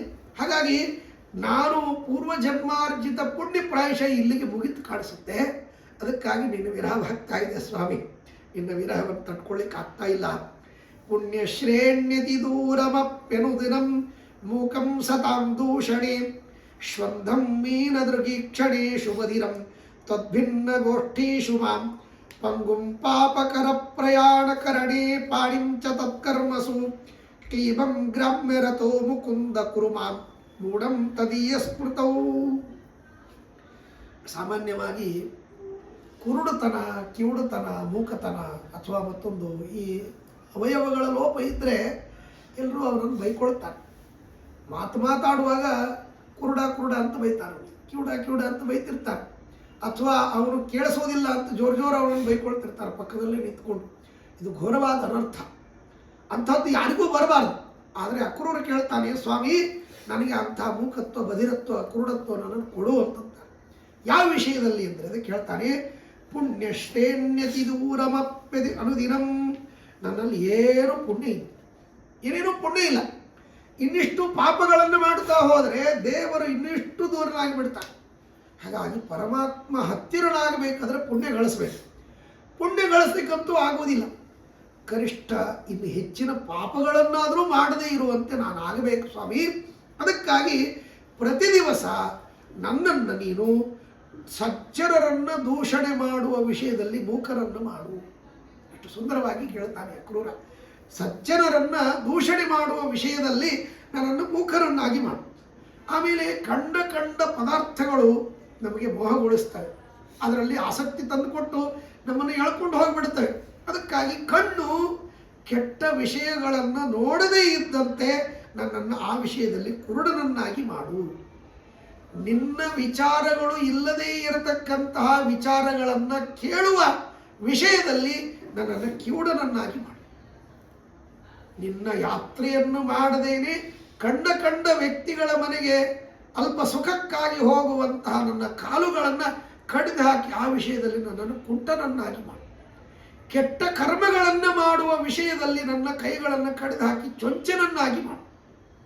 ಆಮೇಲೆ ವೈಷಯಿಕವಾದ ಸುಖಗಳನ್ನು ಅನುಭವಿಸ್ತೀವಲ್ಲ, ಆ ವಿಷಯದಲ್ಲಿ ನನ್ನನ್ನು ಅತ್ಯಂತ ಷಂಢನನ್ನಾಗಿ ಮಾಡು ಅಂತ ಕೇಳ್ತಾರೆ. ಹೀಗೆ ನಿನ್ನ ವಿಷಯಗಳನ್ನು ಬಿಟ್ಟು ಬೇರೆ ವಿಷಯಗಳನ್ನು ವಿಚಾರ ಮಾಡುವ ವಿಷಯದಲ್ಲಿ ನನ್ನನ್ನು ಹುಚ್ಚರನ್ನಾಗಿ ಮಾಡು. ಆ ವಿಷಯಗಳು ನನ್ನ ಬುದ್ಧಿಯಲ್ಲಿ ಬರುವುದು ಬೇಡ ಸ್ವಾಮಿ. ಹಾಗಾಗಿ ನನಗೆ ಈ ರೀತಿ ಮಾಡು. ಜೊತೆಗೆ ಇನ್ನೊಂದು ಕೇಳ್ತಾನೆ. ಸಾಮಾನ್ಯವಾಗಿ ಜಗತ್ತಿನಲ್ಲಿ ಅರಿಷಡ್ವರ್ಗ ಇವುಗಳನ್ನು ದೂರ ಇಡಬೇಕು ಅಂತ ಕೇಳ್ತಾರೆ. ಕಾಮ, ಕ್ರೋಧ, ಲೋಭ, ಮೋಹ, ಮದ, ಮಾತ್ಸರ್ಯ ಅನ್ನುವಂಥ ಈ ಅರಿಷಡ್ವರ್ಗಗಳನ್ನು ದೂರದಲ್ಲೇ ಇಡಬೇಕು. ಇವುಗಳನ್ನು ಹತ್ತಿರದಲ್ಲಿ ಸೇರಿಸ್ಕೊಳ್ಬಾರ್ದು. ಆದರೆ ಆ ಮಧುರಾಸ್ವಾಮಿಗಳು ಅಕ್ರೂರನ ಪ್ರಾರ್ಥನೆಯಲ್ಲಿ ಅವುಗಳೆಲ್ಲ ನಮಗೆ ಬೇಕು ಅಂತ ಕೇಳ್ತಾರೆ. ಕಾಮಸ್ತೇಂದ್ರಿಯುಗಾರ್ಚನೆ ಮಲಧಿಯಾಂ ಲೋಭಸ್ಸು ಪುಣ್ಯಾರ್ಜನೆ ಮಾತ್ಸರ್ಯಂ ಚರಿತಾರು ಕೀರ್ತನ ಸುಧಾ ಪಾನಾನ್ಮದ ಶತ್ರುಷು ಕ್ರೋಧೋ ಭಕ್ತ ಜನೇಶು ರಾಗ ಉದಯಾತ್ ಶ್ರೀ ವಿಠ್ಠಲನ್ಯತ್ರನೋ ಯಚ್ಛತ್ರುರ್ನ ಹಿ ಶತ್ರುರುಚ್ಚ ನಿಲಯಸ್ತ್ಯನ್ಯಸ್ತ್ಯ ಶತ್ರುರ್ಭವೇ. ಹಾಗಾಗಿ ನಮಗೆ ಸ್ವಾಮಿ ಕಾಮಸ್ತೇಂದ್ರಿಯುಗಾರ್ಚನೆ, ನಿನ್ನ ಪಾದಕಮಲಗಳನ್ನು ಅರ್ಚನೆ ಮಾಡಬೇಕು ಅನ್ನೋ ವಿಷಯದಲ್ಲಿ ನನಗೆ ಕಾಮ ಬರಲಿ. ಆಮೇಲೆ ಪುಣ್ಯವನ್ನು ಗಳಿಸಬೇಕು ಅಂತನ್ನೋ ವಿಷಯದಲ್ಲಿ ನನಗೆ ಲೋಭ ಬರಲಿ. ಮಾತ್ಸರ್ಯಂ ಚರಿತಾರು ಕೀರ್ತನ ಸುಧಾ ಪಾನಾತ್, ಪರಮಾತ್ಮನ ವಿಶೇಷವಾಗಿರತಕ್ಕಂತಹ ಚರಿತ್ರೆಗಳನ್ನು ಅವರು ಹೆಚ್ಚು ಕೇಳಿದ್ದಾರೆ, ಅವರು ಹೆಚ್ಚು ಅನುಸಂಧಾನ ಮಾಡ್ತಾರೆ ಅಂತಂದಾಗ ಅವ್ರ ಮೇಲೆ ನನಗೆ ಮಾತ್ಸರ್ಯ ಬರಬೇಕು. ನಾನಷ್ಟು ಕೇಳಿಲ್ಲಲ್ಲ ಅಂತ ಆ ವಿಷಯದಲ್ಲಿ ನನಗೆ ಮಾತ್ಸರ್ಯ ಬರಬೇಕು. ಶತ್ರುಗಳಲ್ಲಿ, ಪರಮಾತ್ಮನನ್ನು ದ್ವೇಷ ಮಾಡ್ತಕ್ಕಂತಹ ವ್ಯಕ್ತಿಗಳಲ್ಲಿ ನನಗೆ ಸಿಟ್ಟು ಬರಬೇಕು. ಪರಮಾತ್ಮನ ಭಕ್ತರಲ್ಲಿ ರಾಗ ಬರಬೇಕು. ಪರಮಾತ್ಮ ಈ ಶತ್ರುಗಳು ಬೇರೆ ವಿಷಯದಲ್ಲಿ ಶತ್ರುಗಳಾಗತ್ತೆ, ಆದರೆ ಈ ವಿಷಯದಲ್ಲಿ ನನಗೆ ಅವುಗಳು ಮಿತ್ರರಾಗಲಿ ಎಂಬುದಾಗಿ ಅವರು ಕೇಳ್ತಾರಂತೆ. ಕೇಳಿ ಆಮೇಲೆ ರುದ್ರದೇವರನ್ನು ಹಾಗೂ ಮನೋಭಿಮಾನಿಗಳ ರುದ್ರದೇವರನ್ನು, ಕಣ್ಣಿಗೆ ಅಭಿಮಾನಿಯಾಗಿರ್ತಕ್ಕಂತಹ ಮತ್ತು ಸೂರ್ಯನನ್ನು, ಬೇರೆ ಬೇರೆ ದೇವತೆಗಳನ್ನು ಅಲ್ಲಿ ಪ್ರಾರ್ಥನೆ ಮಾಡ್ತಾರಂತೆ ಅಕ್ರೂರ. ರುದ್ರತ್ವಂ ಹಿ ಮನೋಭಿಮಾನ್ಯಸಿ ತ್ವಚ್ಛತ್ರು ಮಿತ್ರಂ ಮನಃ ಮಾಕುರುವಚ್ಯುತ ಚಿಂತನಾರ್ಚನ ರಥಂ ಕುರ್ವೀಶ ಹೇ ಭಾಸ್ಕರ. ಸ್ವಾಮಿ ರುದ್ರದೇವರೇ, ನೀವು ಮನಸ್ಸಿಗೆ ಅಭಿಮಾನಿ ದೇವತೆಗಳಲ್ವ, ಹಾಗಾಗಿ ನನ್ನ ಈ ಮನಸ್ಸನ್ನು ನಿಮ್ಮ ಶತ್ರುವಿನ ಕೈವಶ ಮಾಡಬೇಡ್ರಿ. ರುದ್ರದೇವರಿಗೆ ಯಾರು ಶತ್ರು ಅಂದರೆ ಕಾಮಾರಿ ಅಂತ ಕರೀತಾರೆ ರುದ್ರದೇವರು. ಯಾಕೆಂದರೆ ಕಾಮನನ್ನು ಸುಟ್ಟು ಭಸ್ಮ ಮಾಡಿಬಿಟ್ಟು, ನಾಳೆ ಬಂತಲ್ಲ ಹುಣ್ಣಿಮೆ, ಹಾಗಾಗಿ ಆ ಕಾಮನನ್ನು ಸುಟ್ಟಿರತಕ್ಕಂತಹ ಒಂದು ಇದು. ಹಾಗಾಗಿ ಆ ರುದ್ರದೇವರು ಕಾಮನನ್ನು ಸುಟ್ಟರು. ಹಾಗಾಗಿ ಕಾಮ ಎದ್ದಕ್ಕೆ ರುದ್ರದೇವರು ಭಕ್ತನೇ, ಆದರೆ ಈ ವಿಷಯದಲ್ಲಿ ಅವನು ರುದ್ರದೇವರು ಶತ್ರು. ಹಾಗಾಗಿ ಆ ಕಾಮನ ಕೈಯಲ್ಲಿ ನನ್ನ ಮನಸ್ಸನ್ನು ಕೊಡಬೇಡ, ನನ್ನ ಮನಸ್ಸನ್ನು ಅವರ ಕೈಯಲ್ಲಿ ಕೊಡಬೇಡ್ರಿ ಸ್ವಾಮಿ. ಆಮೇಲೆ ಮತ್ತೇನಪ್ಪ ಅಂದರೆ ಸೂರ್ಯ ನಿನ್ನ ಕಣ್ಣಿಗೆ ಅಭಿಮಾನಿ ದೇವತೆ ಅಲ್ಪ, ಹಾಗಾಗಿ ನೀನು ಮತ್ತೇನಪ್ಪ ಅಂತಂದರೆ ಸರ್ವಥಾ ನನ್ನ ಈ ಕಣ್ಣುಗಳನ್ನು ಕಂಡ ವಸ್ತುಗಳನ್ನು ನೋಡುವ ವಿಷಯದಲ್ಲಿ ಹರಿಸಬೇಡ, ಕೇವಲ ಭಗವಂತನ ದಿವ್ಯವಾದ ಮೂರ್ತಿಗಳನ್ನು ನೋಡುವುದರಲ್ಲಿ ನನ್ನ ಕಣ್ಣನ್ನು ಹರಿಸು. ಹಾಗಾಗಿ ಆ ದಿವ್ಯವಾದ ಪರಮಾತ್ಮನ ದೇಹದ ಸೌಂದರ್ಯವನ್ನು ನೋಡಬೇಕು. ಎಷ್ಟು ಅದ್ಭುತ! ಕೆಲವು ಮೂರ್ತಿಗಳಿರುತ್ತೆ, ಬಹಳ ಆಶ್ಚರ್ಯವಾಗುತ್ತೆ. ಉದಾಹರಣೆಗೆ ಆ ಧ್ರುವ ಪ್ರತಿಷ್ಠಿತವಾಗಿರ್ತಕ್ಕಂತಹ ಚನ್ನಕೇಶವ ದೇವರ ಮೂರ್ತಿಯನ್ನು ನೋಡ್ತೇವೆ ಹುಡುಗರಲ್ಲಿ, ಎಷ್ಟು ಸುಂದರವಾಗಿರ್ತಕ್ಕಂತಹ ಮೂರ್ತಿ. ಹಾಗೆ ಅಂತಹ ಮೂರ್ತಿಗಳ ರೂಪವನ್ನು ಸೌಂದರ್ಯವನ್ನು ನೋಡುವ ವಿಷಯದಲ್ಲಿ ನನ್ನ ದಿವ್ಯವಾದ ಈ ಕಣ್ಣುಗಳನ್ನು ಪ್ರಯೋಗ ಮಾಡಿಸು. ಕೃತ್ವ ಮಾ ಕುರು ಕೈರ ವಾಕ್ಷನುಚರಂ ಯತ್ತಾಹ ಸಪತ್ನಾಶ್ರಯ. ಹಾಗಾಗಿ ಈ ಕಂಡ ವಸ್ತುಗಳನ್ನು ಕಣ್ಣಿನಿಂದ ಅವು ಪೂರ್ಣವಾಗಿ ನಮ್ಮನ್ನು ಸೆಳೆದು ಬಿಡುತ್ತವೆ. ಸ್ವಲ್ಪ ದೃಷ್ಟಿ ಹೋಗಿಬಿಟ್ರೆ ಸಾಕು, ಎಷ್ಟು ಚೆನ್ನಾಗಿದೆ ಅಂತ ಅದರ ಬಗ್ಗೆ ಮನಸ್ಸು ಹರಿದು ಹೋಗ್ಬಿಡುತ್ತೆ. ಹಾಗೆ ಮಾಡದೇ ಇರುವಂತೆ ಸ್ವಾಮಿ ಸೂರ್ಯದೇವರೇ ನೀವು ಅದನ್ನು ನಿಗ್ರಹ ಮಾಡಿರಿ ಅಂತನ್ನುವಂಥ ಮಾತನ್ನು ಕೇಳ್ತಾನೆ. ಆಮೇಲೆ ಒಂದು ಮಾತನ್ನು ಹೇಳ್ತಾನೆ, ಬಹಳ ಸುಂದರವಾಗಿ ಅದನ್ನು ವರ್ಣನೆ ಮಾಡ್ತಾರೆ. ನನ್ನಲ್ಲಿ ವೈರಾಗ್ಯ ಬರಬೇಕು, ಬಂದ ವೈರಾಗ್ಯ ಸ್ಥಿರವಾಗಿ ಉಳಿಬೇಕು. ಹಾಗಾದರೆ ಅದು ಏನು ಅಂದರೆ ವೈರಾಗ್ಯಕ್ಕೆ ವಿರಕ್ತಿ ಅಂತನ್ನುವಂಥ ಒಂದು ಶಬ್ದವನ್ನು ಕರೀತಾರೆ, ಪರ್ಯಾಯ ಪದ. ಆ ವಿರಕ್ತಿ ಅಂತನ್ನೋದೇನಿದೆ ಇದೊಂದು ಹೆಣ್ಣಂತೆ, ಆ ಹೆಣ್ಣನ್ನು ನಾನು ಮದುವೆ ಮಾಡಿಕೊಳ್ಬೇಕು ಅಂತ ಕೇಳ್ತಾನೆ. ಹಾಗಾಗಿ ಸ್ವಾಮಿನ್ ವಿಠಲ ಸಜ್ಜನ ಶ್ವಶುರತಃ ಪ್ರಾಪ್ತಂ ದಿಗಂತಾಂಬರ ಉತ್ಕ್ರಾಂತಾವಪಿ ಯೋಗಿನಿ ಮನನಸ ಜ್ಞಾನಾದಿರ್ಭೂಷಿತ. ಇದು ಆ ಪರಮಾತ್ಮ ಸಜ್ಜನರು ಅಂತನ್ನುವಂತಹ ಮಾವಂದಿರಿದ್ದಾರೆ. ಆ ಮಾವಂದಿರಿಂದ ಅಂದರೆ ಅವರು ಹೇಳುವಂತಹ ಕಥೆಗಳನ್ನು ಕೇಳಿ ವಿರಕ್ತಿ ಬರ್ತದೆ. ಹಾಗಾಗಿ ಆ ವಿರಕ್ತಿ ಅಂತನ್ನುವಂಥ ಒಂದು ಕನ್ನಿಕೆಯನ್ನು ನಾನು ಪಡೆದಿದ್ದೀನಿ. ಅದು ಎಷ್ಟು ಕಡೆಗೆ ಅದರ ಕೀರ್ತಿ ಹರಡಿದ್ರೆ ಎಲ್ಲ ದಿಗಂಬರ, ಅದು ಇಡೀ ದಿಕ್ಕನ್ನೇ ತನ್ನ ವಸ್ತ್ರವನ್ನಾಗಿ ಉಟ್ಟುಕೊಂಡು ಕೂತಿರ್ತಕ್ಕಂಥ ವೈರಾಗ್ಯ. ಅಂದರೆ ಆ ಕಂಡ ವಿಷಯಗಳಲ್ಲಿ ಹೋಗದೇ ಇದ್ದಂತೆ ಅದು ಮುಚ್ಚಿಕೊಂಡಿದೆ ಅಂತ ಅರ್ಥ. ವಿಷಯಗಳಲ್ಲಿ ಆಸಕ್ತವಾಗದೇ ಇದ್ದಂತೆ ಬಟ್ಟೆಗಳನ್ನು ಮುಚ್ಚಿಕೊಂಡಿದೆ, ಆ ದಿಕ್ಕುಗಳನ್ನೇ ಅಂಬರವನ್ನಾಗಿ ಮಾಡಿಕೊಂಡಿರ್ತಕ್ಕಂಥದ್ದು. ಇದಕ್ಕೆ ಅಲಂಕಾರಗಳು ಯಾವುದು ಅಂದರೆ ಜ್ಞಾನಾದಿಗಳು, ಜ್ಞಾನವನ್ನು ಪಡೆಯೋದು, ಸಜ್ಜನರ ಸೇವಾ ಕರ್ಮಗಳನ್ನು ಮಾಡುವುದು, ಬೇರೆ ಬೇರೆ ವ್ರತಗಳನ್ನು ಮಾಡುವುದು, ಇದೇ ಅದಕ್ಕೆ ಅಲಂಕಾರ. ಆ ವಿರಕ್ತಿ ಅಂತನ್ನುವಂಥ ಹೆಣ್ಣಿಗೆ ಅಲಂಕಾರ. ಇದಕ್ಕೆ ಒಂದು ದಿವ್ಯವಾಗಿರ್ತಕ್ಕಂಥ ಮಗು ಇದೆ ಅಂತ. ಆ ಹೆಣ್ಣಿಗೆ ಯಾವುದು ಅಂದರೆ ಮೋಕ್ಷ ಅಂತನ್ನುವಂಥ ಮಗು ಅಂತ. ಅಂದರೆ ಅದನ್ನು ಹೇಳುವಾಗಲೂ ಕೂಡ ವಿರಕ್ತಿ ಅಂತನ್ನೋ ಶಬ್ದವನ್ನು ಸ್ತ್ರೀಲಿಂಗದ ಶಬ್ದವನ್ನು ಬಳಸ್ತಾರೆ, ಮೋಕ್ಷ ಅಂತನ್ನುವಂಥ ಪುಲ್ಲಿಂಗದ ಶಬ್ದವನ್ನು ಬಳಸ್ತಾರೆ. ಅಂದರೆ ಆ ಹೆಣ್ಣಿಗೆ ಗಂಡು ಮಗು ಇದೆ. ಹಾಗಾಗಿ ಇಂತಹ ಹೆಣ್ಣನ್ನು ಸುಮ್ಮನೆ ಇದಕ್ಕೆ ಮಕ್ಕಳಿಲ್ಲ, ಬಂಜಿ ಇದ್ದಾಳೆ, ಇವಳನ್ನು ಬಿಡಬೇಕು ಅಂತನ್ನೋ ಪ್ರಸಂಗವೇ ಇಲ್ಲ.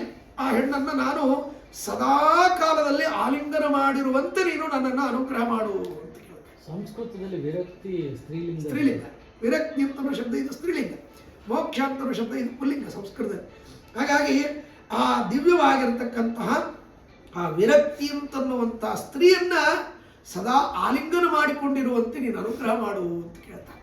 ಕೇಳುವ ವಿಚಾರ ಎಷ್ಟು ಸುಂದರವಾಗಿ ಹೇಳ್ತಾರೆ. ಹೀಗೆ ಕಾಮೋ ಯದಾಲಂಬತೆ ಯಸ್ಮಿನ್ ವಿಠ್ಠಲ ನಾಮ ವರ್ಣಯುಗಲಂ ಸತ್ವರ್ಣ ಚೂರ್ಣೇ ಪರೋ ವರ್ಣಪೂಗಫಲಂ ಗುಣೋಗಗಣನ ಕರ್ಪೂರ ಖಂಡಂ ಮಹತೆ ಭಿಕ್ಷುಶ್ಲಾಘ್ಯಮನಂಗ ವೈರಿತದಿದಂ ಸಂಸರ್ಪಿ ರಾಗಾಪಹಂ ಜಕ್ಷತ್ ಸಂಸ್ಕೃತಿ ರೋಗಮೇಷ್ಯತಿ ಕಥಂ ತಾಂಬೂಲಮಾಕಸ್ಮಿಕಂ. ತಾಂಬೂಲ ಇದರೊಳಗೆ ವಿಳೆದೆಲೆ, ಸುಣ್ಣ, ಅಡಿಕೆ, ಕರ್ಪೂರಗಳನ್ನು ಹಾಕಿರ್ತಾರೆ ರುಚಿ ಬರಲಿ ಅಂತ. ಅದನ್ನು ತಿನ್ನೋದ್ರಿಂದ ಏನಾಗುತ್ತೆ ಅಂತಂದರೆ ದೇಹದಲ್ಲಿ ರಸಿಕತನ ಬೆಳೀತದೆ, ಕಾಮನೆಗಳು ಜಾಸ್ತಿ ಆಗುತ್ತೆ, ಜೊತೆಗೆ ಕೆಲವು ರೋಗಗಳನ್ನು ಅದಕ್ಕೆ ಪರಿಹಾರ ಮಾಡುತ್ತೆ.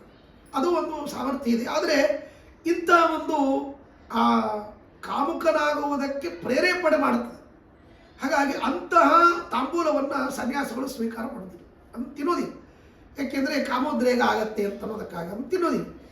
ಆದರೆ ಇಲ್ಲಿ ಒಂದು ಅದ್ಭುತವಾಗಿರತಕ್ಕಂತಹ ತಾಂಬೂಲ ಇದೆ, ಸನ್ಯಾಸಿಗಳು ಕೂಡ ಇದನ್ನು ತಿಂತಾರೆ.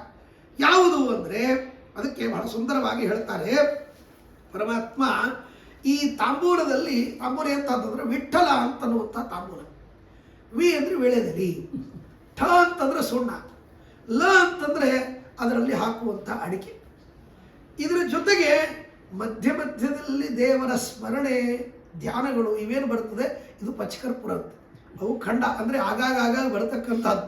ಹಾಗಾಗಿ ಅಂತಹ ಈ ವಿಠ್ಠಲ ಅಂತನ್ನುವಂತಹ ವಿಳೆದೆಲೆಯನ್ನು ಸನ್ಯಾಸಿಗಳು ಸ್ವೀಕಾರ ಮಾಡ್ತಾರೆ.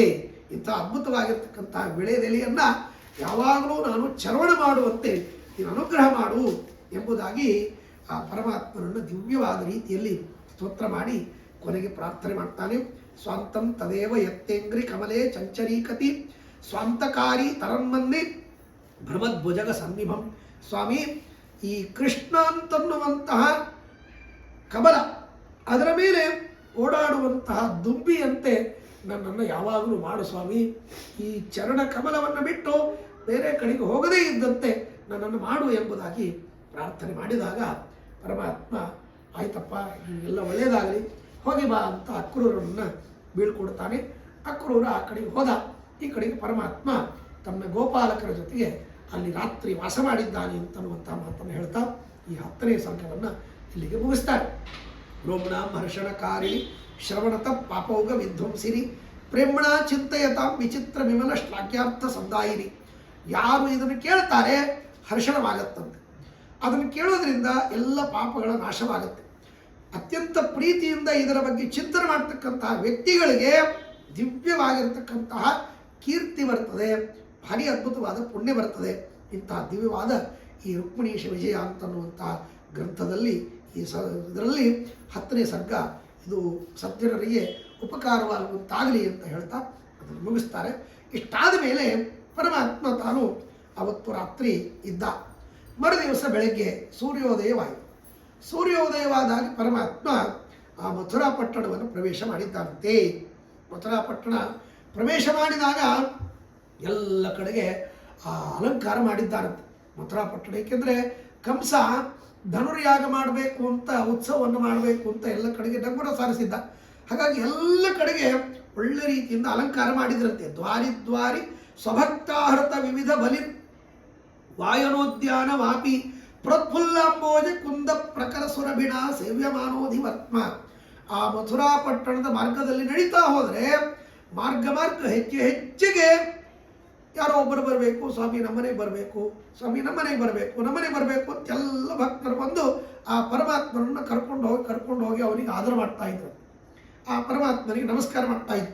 ಅವರೆಲ್ಲರನ್ನ ಸೇವೆ ಮಾಡುವಂತಹ ವ್ಯಕ್ತಿಗಳಿಗೆ ಪರಮಾತ್ಮ ತನ್ನ ಕಟಾಕ್ಷವನ್ನು ಬಿಟ್ಟು ಅವರನ್ನು ಅನುಗ್ರಹ ಮಾಡ್ತಾ ಇದ್ರು.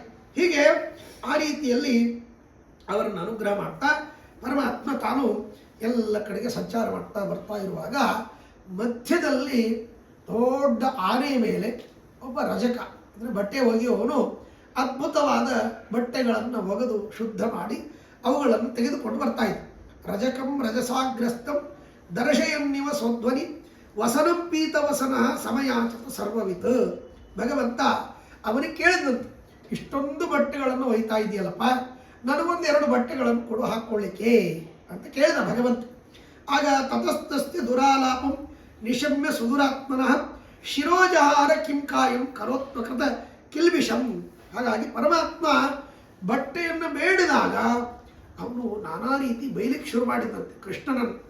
ನೀವು ಗೋಪಾಲಕರು, ಗೊಲ್ಲರು, ಹಳ್ಳಿ ಊರಿನಲ್ಲಿ ಇರ್ತಕ್ಕಂಥವರು, ರಾಜರು ಉಪಯೋಗಿಸುವಂಥ ಬಟ್ಟೆಗಳು, ಇದನ್ನು ನಿಮಗೆ ನಾನು ಕೊಡಬೇಕಾ, ಹಾಗೆ ಹೀಗೆ ಅಂತ ಅವನು ಬೈಲಿಕ್ಕೆ ಶುರು ಮಾಡಿದ. ಆಗ ಭಗವಂತ ಎಷ್ಟು ವಿಚಿತ್ರ ಅಂದರೆ ವಾದಿರಾಜ ಸ್ವಾಮಿಗಳು ಅದನ್ನು ಸೊಗಸಾಗಿ ಹೇಳ್ತಾರೆ. ಯಾವಾಗಲೂ ಕೂಡ ಎಲ್ಲಿಂದ ಮತ್ತು ಗಿಡ ಹುಡ್ತದಲ್ಲ ಅದರ ಬೇರನ್ನು ಕತ್ತರಿಸ್ಬೇಕು. ಬೇರು ಕತ್ತರಿಸಿಬಿಟ್ರೆ ಮತ್ತೊಮ್ಮೆ ಗಿಡ ಚಿಗುವುದಿಲ್ಲ.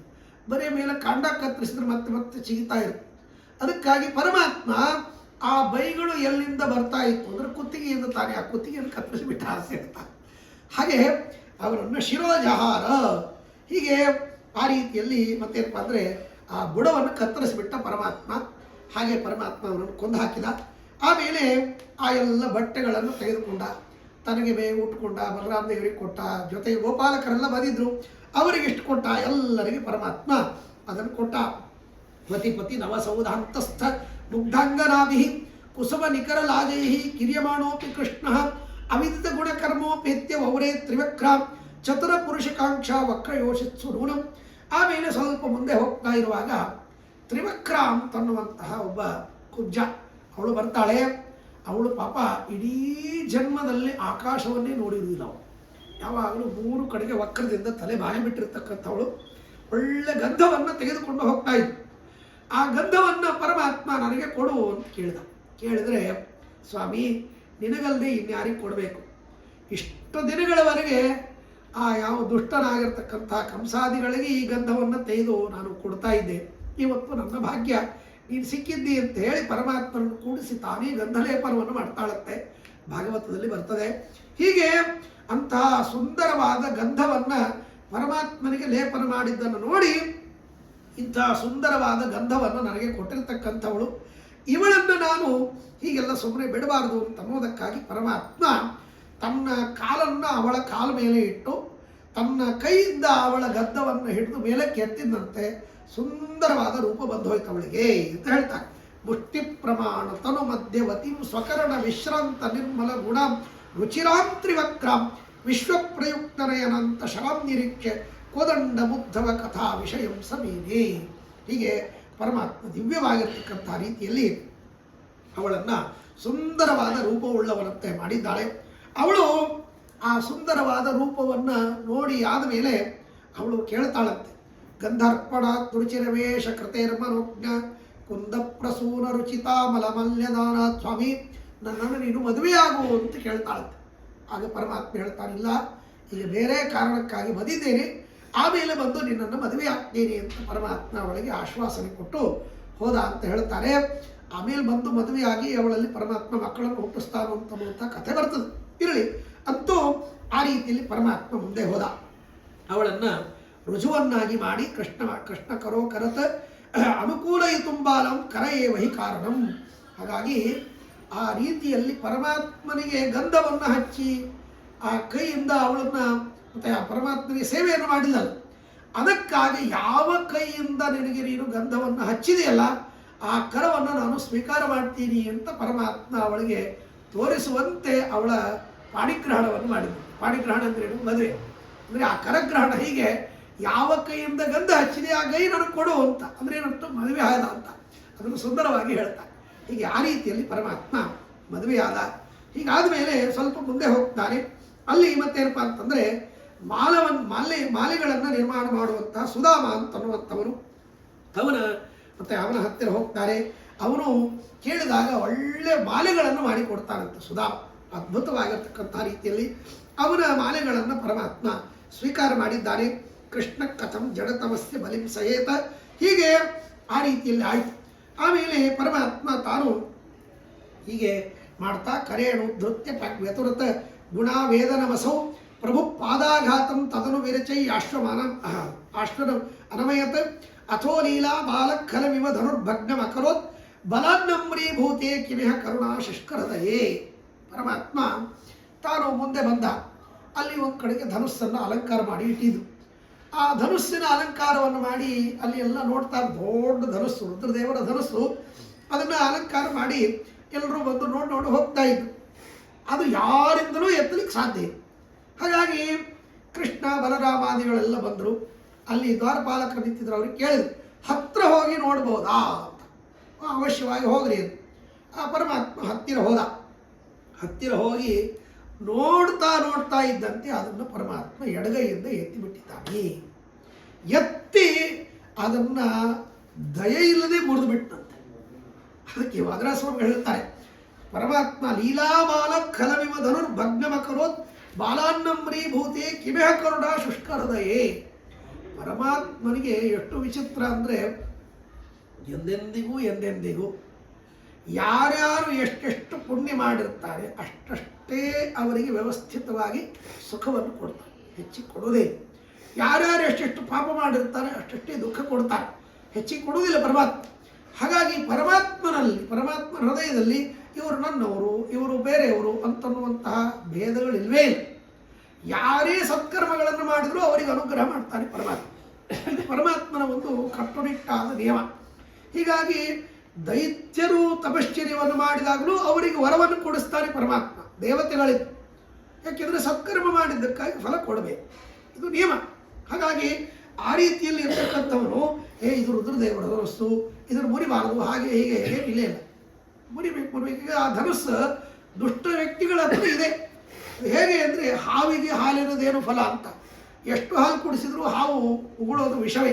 ಹಾಗಿದ್ದಂತೆ ಇಂತಹ ದೊಡ್ಡ ದೊಡ್ಡ ರುದ್ರಾದಿ ದೇವತೆಗಳ ಧನುಸ್ಸನ್ನು ಅಥವಾ ಬೇರೆ ಬೇರೆ ಆಯುಧಗಳನ್ನು ದೇವತೆಗಳಿಂದ ಪಡೆದುಕೊಂಡಿರ್ತಕ್ಕಂಥ ದೈತ್ಯರು ಜಗತ್ತಿಗೆ ಎಂದು ಒಳ್ಳೆಯದನ್ನು ಮಾಡಿದ್ದಾರೆ. ಅದಕ್ಕಾಗಿ ಇವರ ಹತ್ರ ಇದು ಇರಬಾರದು ಅನ್ನೋದಕ್ಕಾಗಿ ಪರಮಾತ್ಮ ಅದನ್ನು ನಾಶ ಮಾಡಿಬಿಟ್ಟಿದ್ದಾನೆ.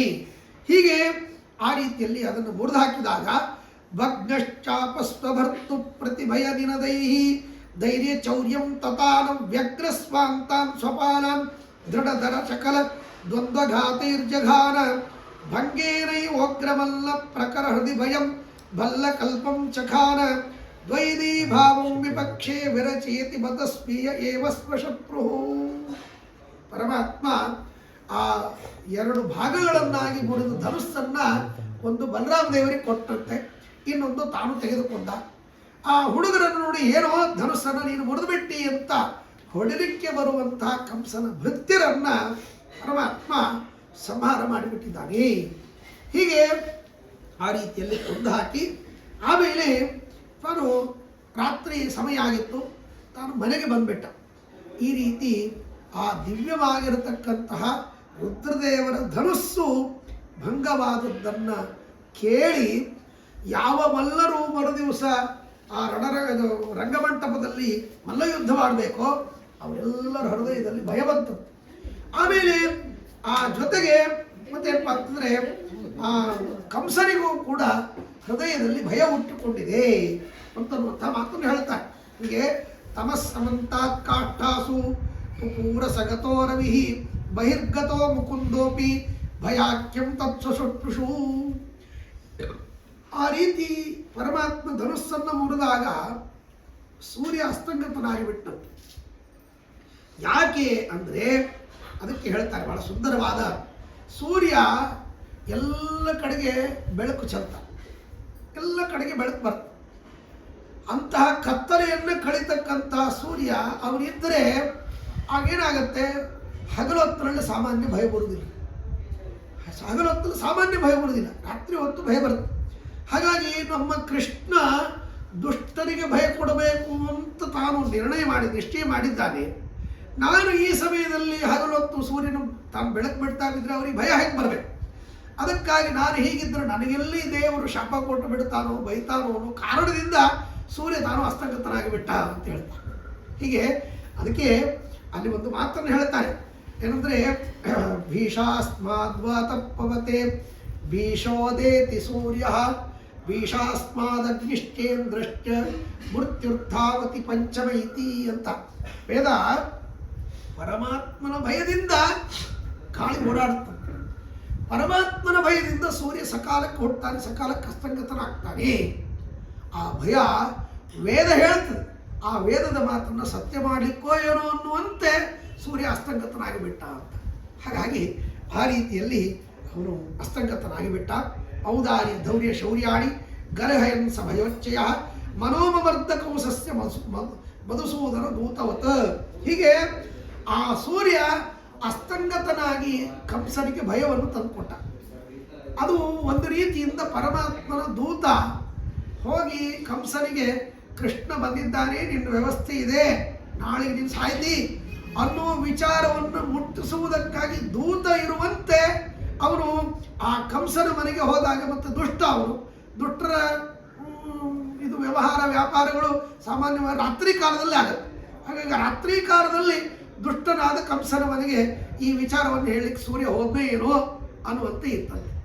ಹಾಗಾಗಿ ಆ ರೀತಿಯಲ್ಲಿ ಅಂದರೆ ಕತ್ತಲಾಗಿ ಬಿಡ್ತು, ಸೂರ್ಯ ಅಸ್ತಂಗತನಾದ, ಅಂದರೆ ರಾತ್ರಿ ಕಾಲದಲ್ಲಿ ಸೂರ್ಯ ಆ ಕಂಸನ ಮನೆಗೆ ಕೃಷ್ಣನ ದೂತನಾಗಿ ಹೋದನೋ ಏನೋ, ಅವನಿಗೆ ಈ ಭಯವನ್ನು ಹುಟ್ಟಿಸೋದಕ್ಕೆ ಅನ್ನುವ ರೀತಿಯಲ್ಲಿ ಅಂತನ್ನುವಂಥ ಮಾತನ್ನು ಹೇಳ್ತಾರೆ. ಕಷ್ಟಂ ಸೋಹಮರೇ ತ್ವದಂತಕ ತಟ ಅಭ್ಯಾಗತೋ ವೈಭಟಃ ಪೃಥ್ವ್ಯಾಂ ಕ್ವಾಸ್ತಿ ಮಮಂತಕಸ್ತ ಭುವನಿ ಶ್ವಂತರ್ಬಹಿರ್ವರ್ತತೆ ನಾಮಾಪ್ಯಸ್ಯ ನ ದೇವಕೀ ಸುತ ಇತಿ ಖ್ಯಾತಸ್ಸ ತನ್ನಂದನೋ ಧ್ವಸ್ತೋಕ್ಯಜ್ಞಮೃತಿರ್ನ ಯತಸ್ಯ ನಿಹತ ತೇನ ತ್ವದೀಯಾ ಪರಂ.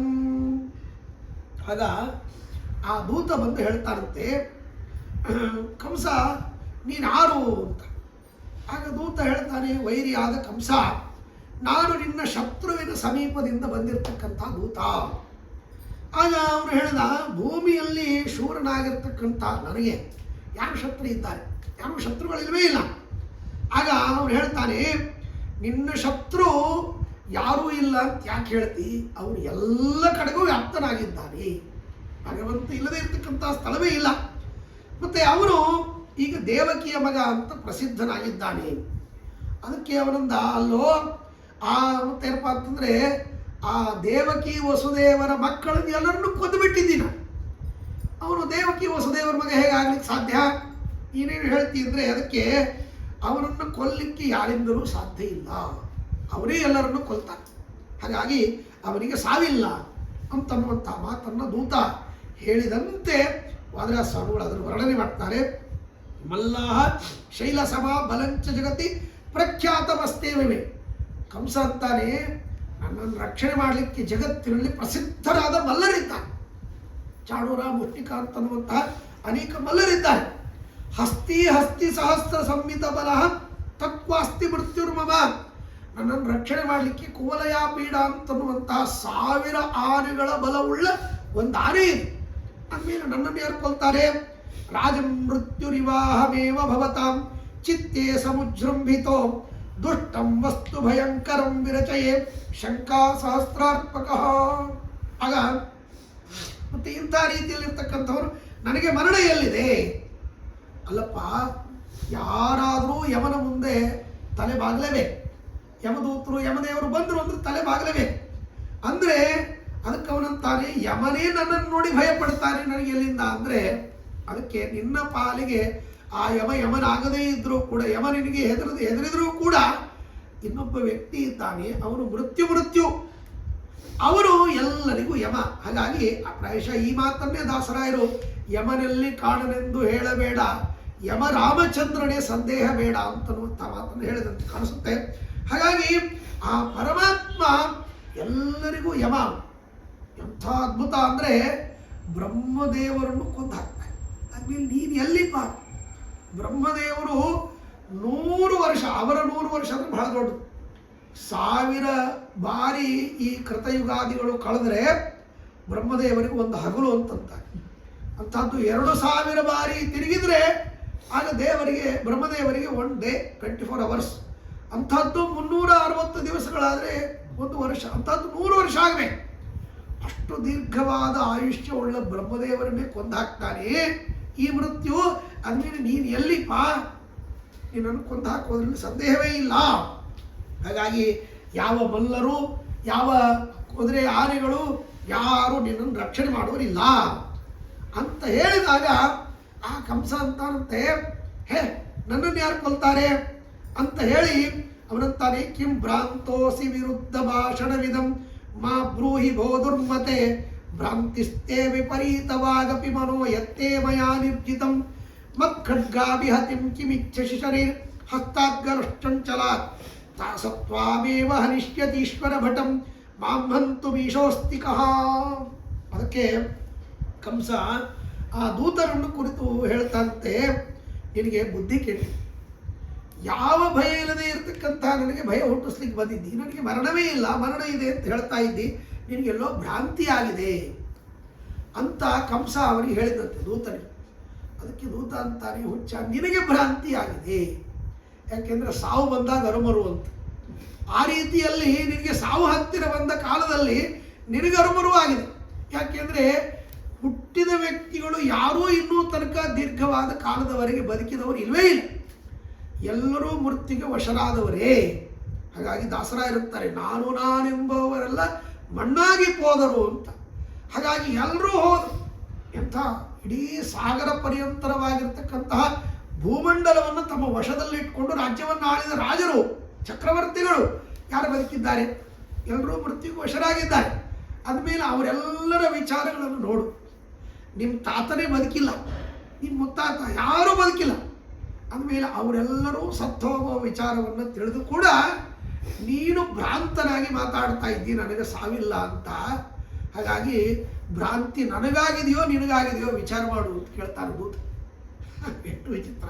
ಹಾಗಾಗಿ ಸಾವಿರತಕ್ಕಂಥವನು. ಹಾಗಾಗಿ ನೀನು ಈಗೆಲ್ಲ ನನಗೆ ಭ್ರಾಂತಿ ಅಂತ ಹೇಳ್ತೀಯ, ನಿನ್ನನ್ನು ಕೊಂದು ಹಾಕ್ತೀನಿ. ನನ್ನನ್ನು ಕೊಂದರೆ ಪ್ರಯೋಜನ ಏನು? ನಾನು ಸತ್ಯ ಸಾಯ್ತೀನಿ, ನನಗೇನು ಭಯ ಇಲ್ಲ. ಯಾಕೆಂದರೆ ನನಗೆ ಮೃತ್ಯು ಬಂದೇ ಬರ್ತದೆ ಅಂತ ಅನ್ನೋದು ನನಗೆ ನಿಶ್ಚಿತವಾಗಿದೆ. ನೀನು ಭ್ರಾಂತನಾಗಿದ್ದು ನನಗೆ ಮೃತ್ಯು ಇಲ್ಲ ಅಂತ ಅಂದ್ಕೊಂಡು ಕೂತಿ, ನಮ್ಮಪ್ಪ ಮೃತ್ಯು ನಿನಗೆ ಬಂದ್ಬಿಟ್ಟಿದ್ದಾನೆ, ಇನ್ನು ಕೆಲವೇ ಕ್ಷಣ ಅಷ್ಟೇ, ಇನ್ನು ಸಾಯುವ ಸಮಯ ಬಂದಿದೆ ಅಂತನ್ನುವಂತಹ ಮಾತನ್ನು ಹೇಳಿದಾಗ ಆಗ ಅವನು ಬೈತಾನಂತೆ, ಕ್ಲೀಬಕ್ಕಿಂ ಕುರುಷೇತ್ವಮಜ್ಞ ಭವತಃ ಕ್ಲಿಬೋಪಮಂದಿತ್ಸಯ ತದ್ಭಾವಂ ಶಿರಸಾ ದಧಾಮಿ ಬಹುನ ಕಿಂ ಚಲ್ಪಿತೇನಾಧುನ ನಿತ್ಯಂ ಮನ್ಯತಸ್ಸವಾತಿ ಪವನಃ ಪಾಕಂ ವಿಧತ್ತೇನಲಃ ಸೂರ್ಯೋಸೌ ಸಮುದೇತಿ ತಂ ಹರಿವೃತೆ ಸರ್ವಂ ಜಗನ್ಮದ್ವಶಂ. ಅದು ಕಂಸ ಅಂತಂತೆ, ಹುಚ್ಚ ನಿನಗೆ ಬುದ್ಧಿ ಇಲ್ಲ, ಹುಚ್ಚುಚ್ಚರಂತೆ ಮಾತಾಡ್ತಾ ಇದ್ದಿ ನೋಡು. ಈ ಭಯ ಅಂತನ್ನುವಂಥ ಶಬ್ದ ಮತ್ತು ಯಾವಾಗಲೂ ಕೂಡ ಇದು ನಪುಂಸಕ ಶಬ್ದ, ಭಯ ಶಬ್ದ ನೋಡ್ರಿ. ಅಲ್ಲೂ ಕೂಡ ಆ ಶಬ್ದವನ್ನು ಉಪಯೋಗಿಸ್ತಾರೆ. ಭೀಹಿ ಅಂತನ್ನೋ ಶಬ್ದ ಇದು ಮತ್ತೇನಪ್ಪ ಅಂದರೆ ಸ್ತ್ರೀಲಿಂಗ ಶಬ್ದ. ಭೀತಿ ಭೀಹಿ ಅಂತನ್ನೋದು ಇದು ಪುಲ್ಲಿಂಗ ಸ್ತ್ರೀಲಿಂಗ ಶಬ್ದ. ಭಯ ಅಂತನ್ನೋದು ನಪುಂಸಕಲಿಂಗ ಶಬ್ದ. ಆ ಭಯ ಶಬ್ದವನ್ನು ಉಪಯೋಗಿಸ್ತಾರೆ. ಅಂದರೆ ಈ ಭಯ ಶಬ್ದ ನಪುಂಸಕಲಿಂಗ. ಅದೇನು ತೋರಿಸ್ತದೆ ಅಂದರೆ, ಯಾರಿಗೆ ಸಾಮರ್ಥ್ಯ ಇರುವುದಿಲ್ಲ, ಷಂಡರಂತೆ ಇರ್ತಾರೆ, ಅವರು ಕಂಡಂತೆ ಬಡಬಡಿಸ್ತಿರ್ತಾರೆ. ಹಾಗೆ ಮಾಡ್ತೀನಿ ಹೀಗೆ ಮಾಡ್ತೀನಿ ಅಂತ. ಮಾತಾಡೋ ಬೊಗಳೋ ನಾಯಿ ಕಚ್ಚೋದಿಲ್ಲ ಅಂತಂತಾರಲ್ಲ, ಹಾಗೆ ಬರೀ ಬಡಬಡಿಸ್ತಾ ಇದ್ದೀನಿ, ನಿನ್ನಿಂದ ಇದು ಆಗೋದಿಲ್ಲ, ನನ್ನನ್ನು ಭಯಪಡಿಸ್ಲಿಕ್ಕೆ ಆಗೋದಿಲ್ಲ ಅಂತ ಹೇಳಿದರೆ ಅದಕ್ಕೆ ಆ ದೂತ ಹೇಳ್ತಾನೆ, ಹುಚ್ಚ ನೀನು ನಪುಂಸಕ, ನಿನ್ನಿಂದ ಏನು ಮಾಡ್ಲಿಕ್ಕೆ ಆಗೋದಿಲ್ಲ. ಏಕೆಂದರೆ ಎಷ್ಟು ನಿನ್ನ ಸೇವಕರನ್ನು ಕಳಿಸಿದಿ, ಅವ್ರು ಯಾರಾದರೂ ತಿರುಗಿ ನಿನಗೆ ಬಂದು ನಾನು ಕೃಷ್ಣನನ್ನು ಕೊಂದಿದ್ದೀನಿ ಅಂತ ಸುದ್ದಿ ಹೇಳಿದ್ರ, ಸುದ್ದಿ ಹೇಳಿದವರೇ ಬೇರೆ, ಕೊಲ್ಲಿಕ್ಕೆ ಹೋದವರೇ ಬೇರೆ. ಹೋದವ್ರು ಯಾರೂ ತಿರುಗಿ ಬಂದಿ ಅಂದಮೇಲೆ ಇಷ್ಟೆಲ್ಲ ತಿಳಿದು ಮತ್ತೆ ಕೃಷ್ಣನನ್ನು ಕೊಲ್ತೀರಿ, ನನಗೆ ಮೃತ್ಯು ಇಲ್ಲ ಅನ್ನುವಂಥ ರೀತಿಯಲ್ಲಿ ಹೇಳ್ಕೊಳ್ತಾ ಇದ್ದಿ ಹುಚ್ಚ. ಅದಕ್ಕಾಗಿ ಇದನ್ನು ಬಿಡು. ಈ ಎಲ್ಲ ಜಗತ್ತು ಆ ಪರಮಾತ್ಮನ ವಶವಾಗಿರ್ತಕ್ಕಂಥದ್ದು. ಅದಕ್ಕೆ ಅವನಂದ ಕಂಸ ಅಂತಾನೆ, ಆ ಪರಮಾತ್ಮನನ್ನು ಬಿಟ್ಟು, ಕಂಸ ಹೇಳುತ್ತಾನೆ, ಆ ಹರಿಯನ್ನು ಬಿಟ್ಟು ಎಲ್ಲರೂ ನನ್ನ ವಶದಲ್ಲಿದ್ದಾರೆ. ಸೂರ್ಯ ನನ್ನ ಹೆದರಿಕೆಗೆ ಅವನು ಮತ್ತೆ ಹುಟ್ಟುತ್ತಾನೆ, ಮುಳುಗ್ತಾನೆ. ಗಾಳಿ ನನ್ನ ಕೇಳಿ ಒಳಗೆ ಬರ್ತದೆ, ಕಂಸ ಹೇಳುತ್ತಾನೆ, ಎಷ್ಟು ಭಯ ಇದೆ ಗಾಳಿಗೆ. ಹೀಗಾಗಿ ಈ ರೀತಿಯಲ್ಲಿ ಇರತಕ್ಕಂಥದ್ದು ನನಗೆ ಯಾರಿಂದಲೂ ಭಯ ಇಲ್ಲ. ಆ ಒಬ್ಬ ಹರಿಯನ್ನು ಬಿಟ್ಟು ಉಳಿದವರೆಲ್ಲರೂ ನನ್ನ ವಶದಲ್ಲಿದ್ದಾರೆ. ಅದೇ ತಪ್ಪು ತಿಳ್ಕೊಂಡಿನಿ. ಆ ಹರಿಯ ವಶದಲ್ಲಿ ಎಲ್ಲರೂ ಇದ್ದಾರೆ, ನೀನು ಅವನ ಒಬ್ಬನ ವಶದಲ್ಲಿ ಇಲ್ಲ ಅಂತ ತಿಳಿದುಕೊಂಡಿದ್ದಿ. ಅವನ ವಶದಲ್ಲೇ ನೀನು ಇರತಕ್ಕಂಥವನು ಎಂಬುದಾಗಿ ಆ ದೂತ ಹೇಳ್ತಾನೆ. ಸತ್ವಂ ನಿಷ್ಫಲ ಮಾತನೋತಿ ಮಲಿನಂ ಸ್ವಿನ್ನಂ ಮುಖಂ ವೇಪತು ಗ್ರಸ್ತಂ ಗಾತ್ರಮಧೀರಮಕ್ಷಿಯುಗಲಂ ಚಿತ್ತಂ ಚ ಚಿಂತಾಕುಲಂ ದೈನ್ಯಂ ವಾಚಿ ವಿರಕ್ತತಾಂಚ ವಿಭವೇ ತ್ಯಾಗಂ ಚ ಭೋಗಾವಲೇಃ ಲಜ್ಜಾಮಾನ ಯಶಶ್ರುತಿಂ ವಿರಚಯೇ ಚಿತ್ತೇಹ ಮುಜೃಂಭಿತಃ. ಆಗ ಕಂಸ ಇಷ್ಟೆಲ್ಲವನ್ನು ಹೇಳುವಾಗ ಮೈಯಲ್ಲಿ ನಡುಕ ಬರ್ತಿತ್ತಂತೆ, ತುಟಿಗಳು ಅಲಗಾಡ್ತಾ ಇದ್ದು, ಹೃದಯದಲ್ಲಿ ಗಡಗಡಗಡ ಅಂತೇನೋ ಒಂದು ಉನ್ಮಾದ ಅವನಿಗೆ ಆ ರೀತಿಯೆಲ್ಲ ಆಗ್ತಾ ಇತ್ತು. ಕಣ್ಣುಗಳು ಚಂಚಲವಾಗಿದ್ದು, ಯಾವಾಗ ಎಲ್ಲಿಂದ ಕೃಷ್ಣ ಬರ್ತಾನೆ ಕೊಲ್ತಾನೆ ಗೊತ್ತಿಲ್ಲ ಅಂತನ್ನುವಂಥ ರೀತಿಯಲ್ಲಿ ಇದೆಲ್ಲವನ್ನು ನೋಡಿ ಆ ದೂತ ಹೇಳ್ತಾನಂತೆ, ನಿನ್ನ ಮನಸ್ಸಿನಲ್ಲಿ ಇಷ್ಟು ಭಯವನ್ನು ಇಟ್ಕೊಂಡು ನಡುಗ್ತಾ ಇದ್ದಿ, ಸ್ಪಷ್ಟವಾಗಿ ಕಾಣ್ತಾ ಇದೆ, ಭಯ ಇಲ್ಲ ಅಂತ ಮೇಲೆ ಹೇಳ್ತಾ ಇದೆಯಲ್ಲೋ.